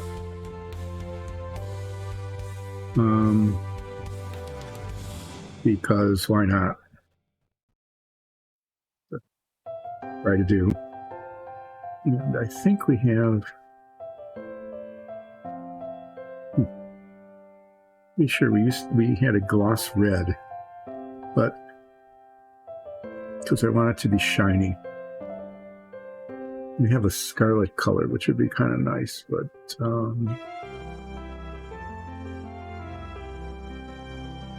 no, we never did buy a gloss red, so we're just going to use the red. I'm going to put a dot of red in the center of that little silver bezel, and then I'll pull out the purple paint and basically paint all around it and see if I can just leave the ring. So that turned out to not, that just turned out to be bad. Now I'm into salvage mode here.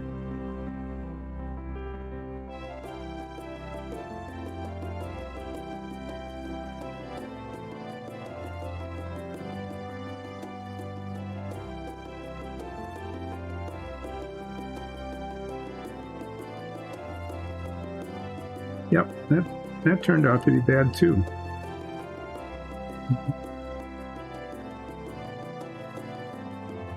It's not so bad that it got on the purple part, but it got on where the silver part is. And this too looks like it's going where it shouldn't and not going where it should.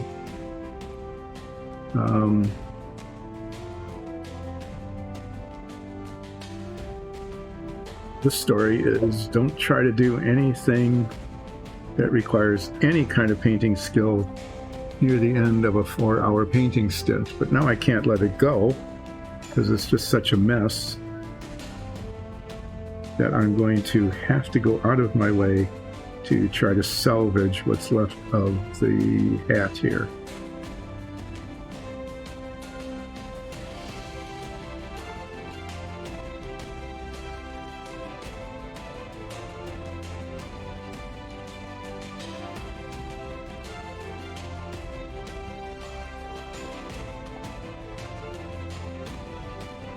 I should let that dry at least a little bit before I bring the purple back out again, and so I will. I will not be totally impatient. I will give it like 2 or 3 minutes. And I will bring, I think I can do that without hurting anything. I'm painting up to it with a little brush, and it's not on anything terribly sensitive. I think I can finish the hat. You know, you can see a little red jewel in the center there. The rest of the guy, I think, came out okay.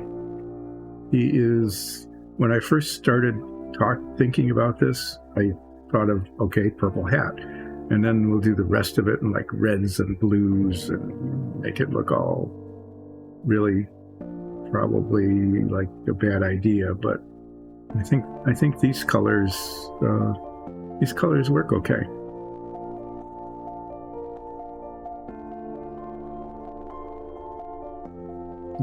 Drink of this.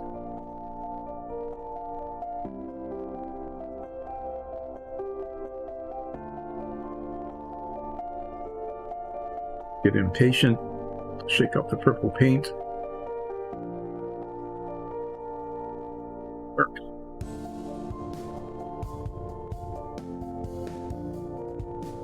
Now to salvage the hat.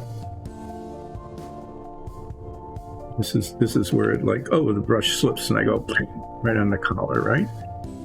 Right in a place where it doesn't even need to be close.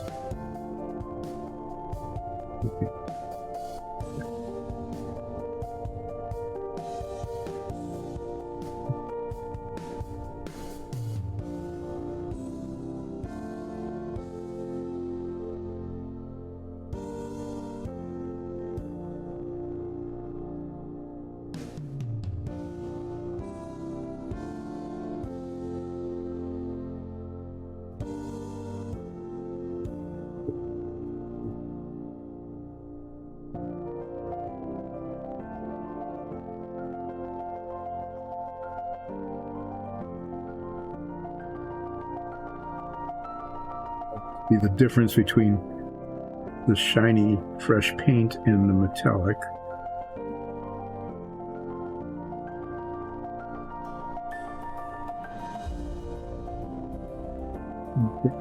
The hat. This is where the brush will slip and make a mess, right?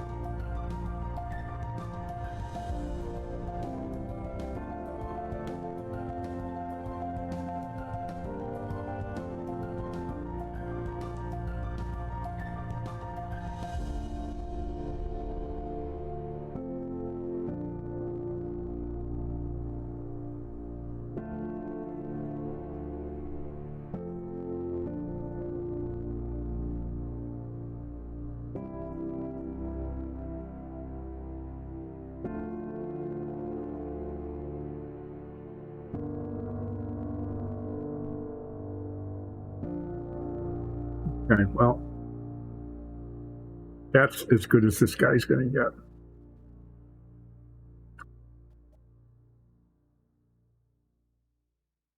Okay, well, let's review. There's the front.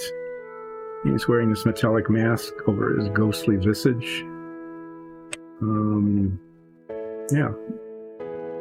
Little boots with some silver embellishments, kid gloves, two-toned cape, purple hat with a little bit of bezel that spot with a red gem in it.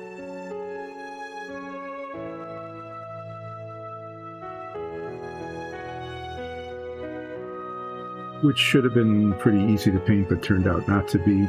But it looks okay. It's a little bit off center, which gives it kind of a rakish thing. So I have no idea what this is or why, but that's the figure that we completed today. And I will invite you all to join Relaxing Painting again on Wednesday. Nikki will be with you on Wednesday from 10 until 2 Eastern time. And she will be painting something, probably this armor. Probably be working on this armor. And that'll be kind of a nice challenge. There's just a lot of, it's not so much all the crevices and crannies and everything. It's that there's so much decoration. The shield is one thing, but it's all over the breastplate and the helmet. Little chainmail, which would be the easiest part to paint. Little bits on the legs. So this is a question of, what do you do? One thing you could do is like paint the chainmail one kind of silver. You paint the hard armor, the solid armor, like the helmet and the chest plate. Another, and the shin guards, another kind of silver, like contrasting, like I did on the mechanical dinosaur. And then just use a wash and say, okay, that's what's going to bring out the detail. That's what I would do. Nikki will probably try to paint each little swirl and something in the brass or gold. I would probably attempt that on the shield, but I wouldn't do the rest of it. So if this is what she does, it will be pretty fascinating to watch how the detail comes to life. And there's some little bits of sprue that are just hanging on that shouldn't be on there. So I'm just cleaning it up as I'm showing it to you. Yeah, so I'm not sure how this is going to turn out. It'll probably turn out to be absolutely amazing.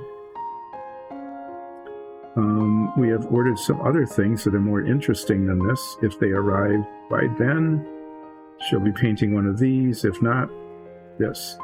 The other thing we have, if you've been watching this show, you know Sturmgrimmy. We have a Sturmgrimmy model, a wonderful sea serpent, and she might start taking that on. Anyway, that's it for today. I managed to complete a figure of something that I don't know what it is, but it is wearing a mask and it is dressing in a way that he thinks is elegant, but really isn't. So, thanks so much, and see you all on Wednesday and Friday, and hopefully you'll tune in on Sundays at 2 to see our D&D campaign. Bye. I'm gonna hit the raid button. Where's the raid button? You got it. Okay.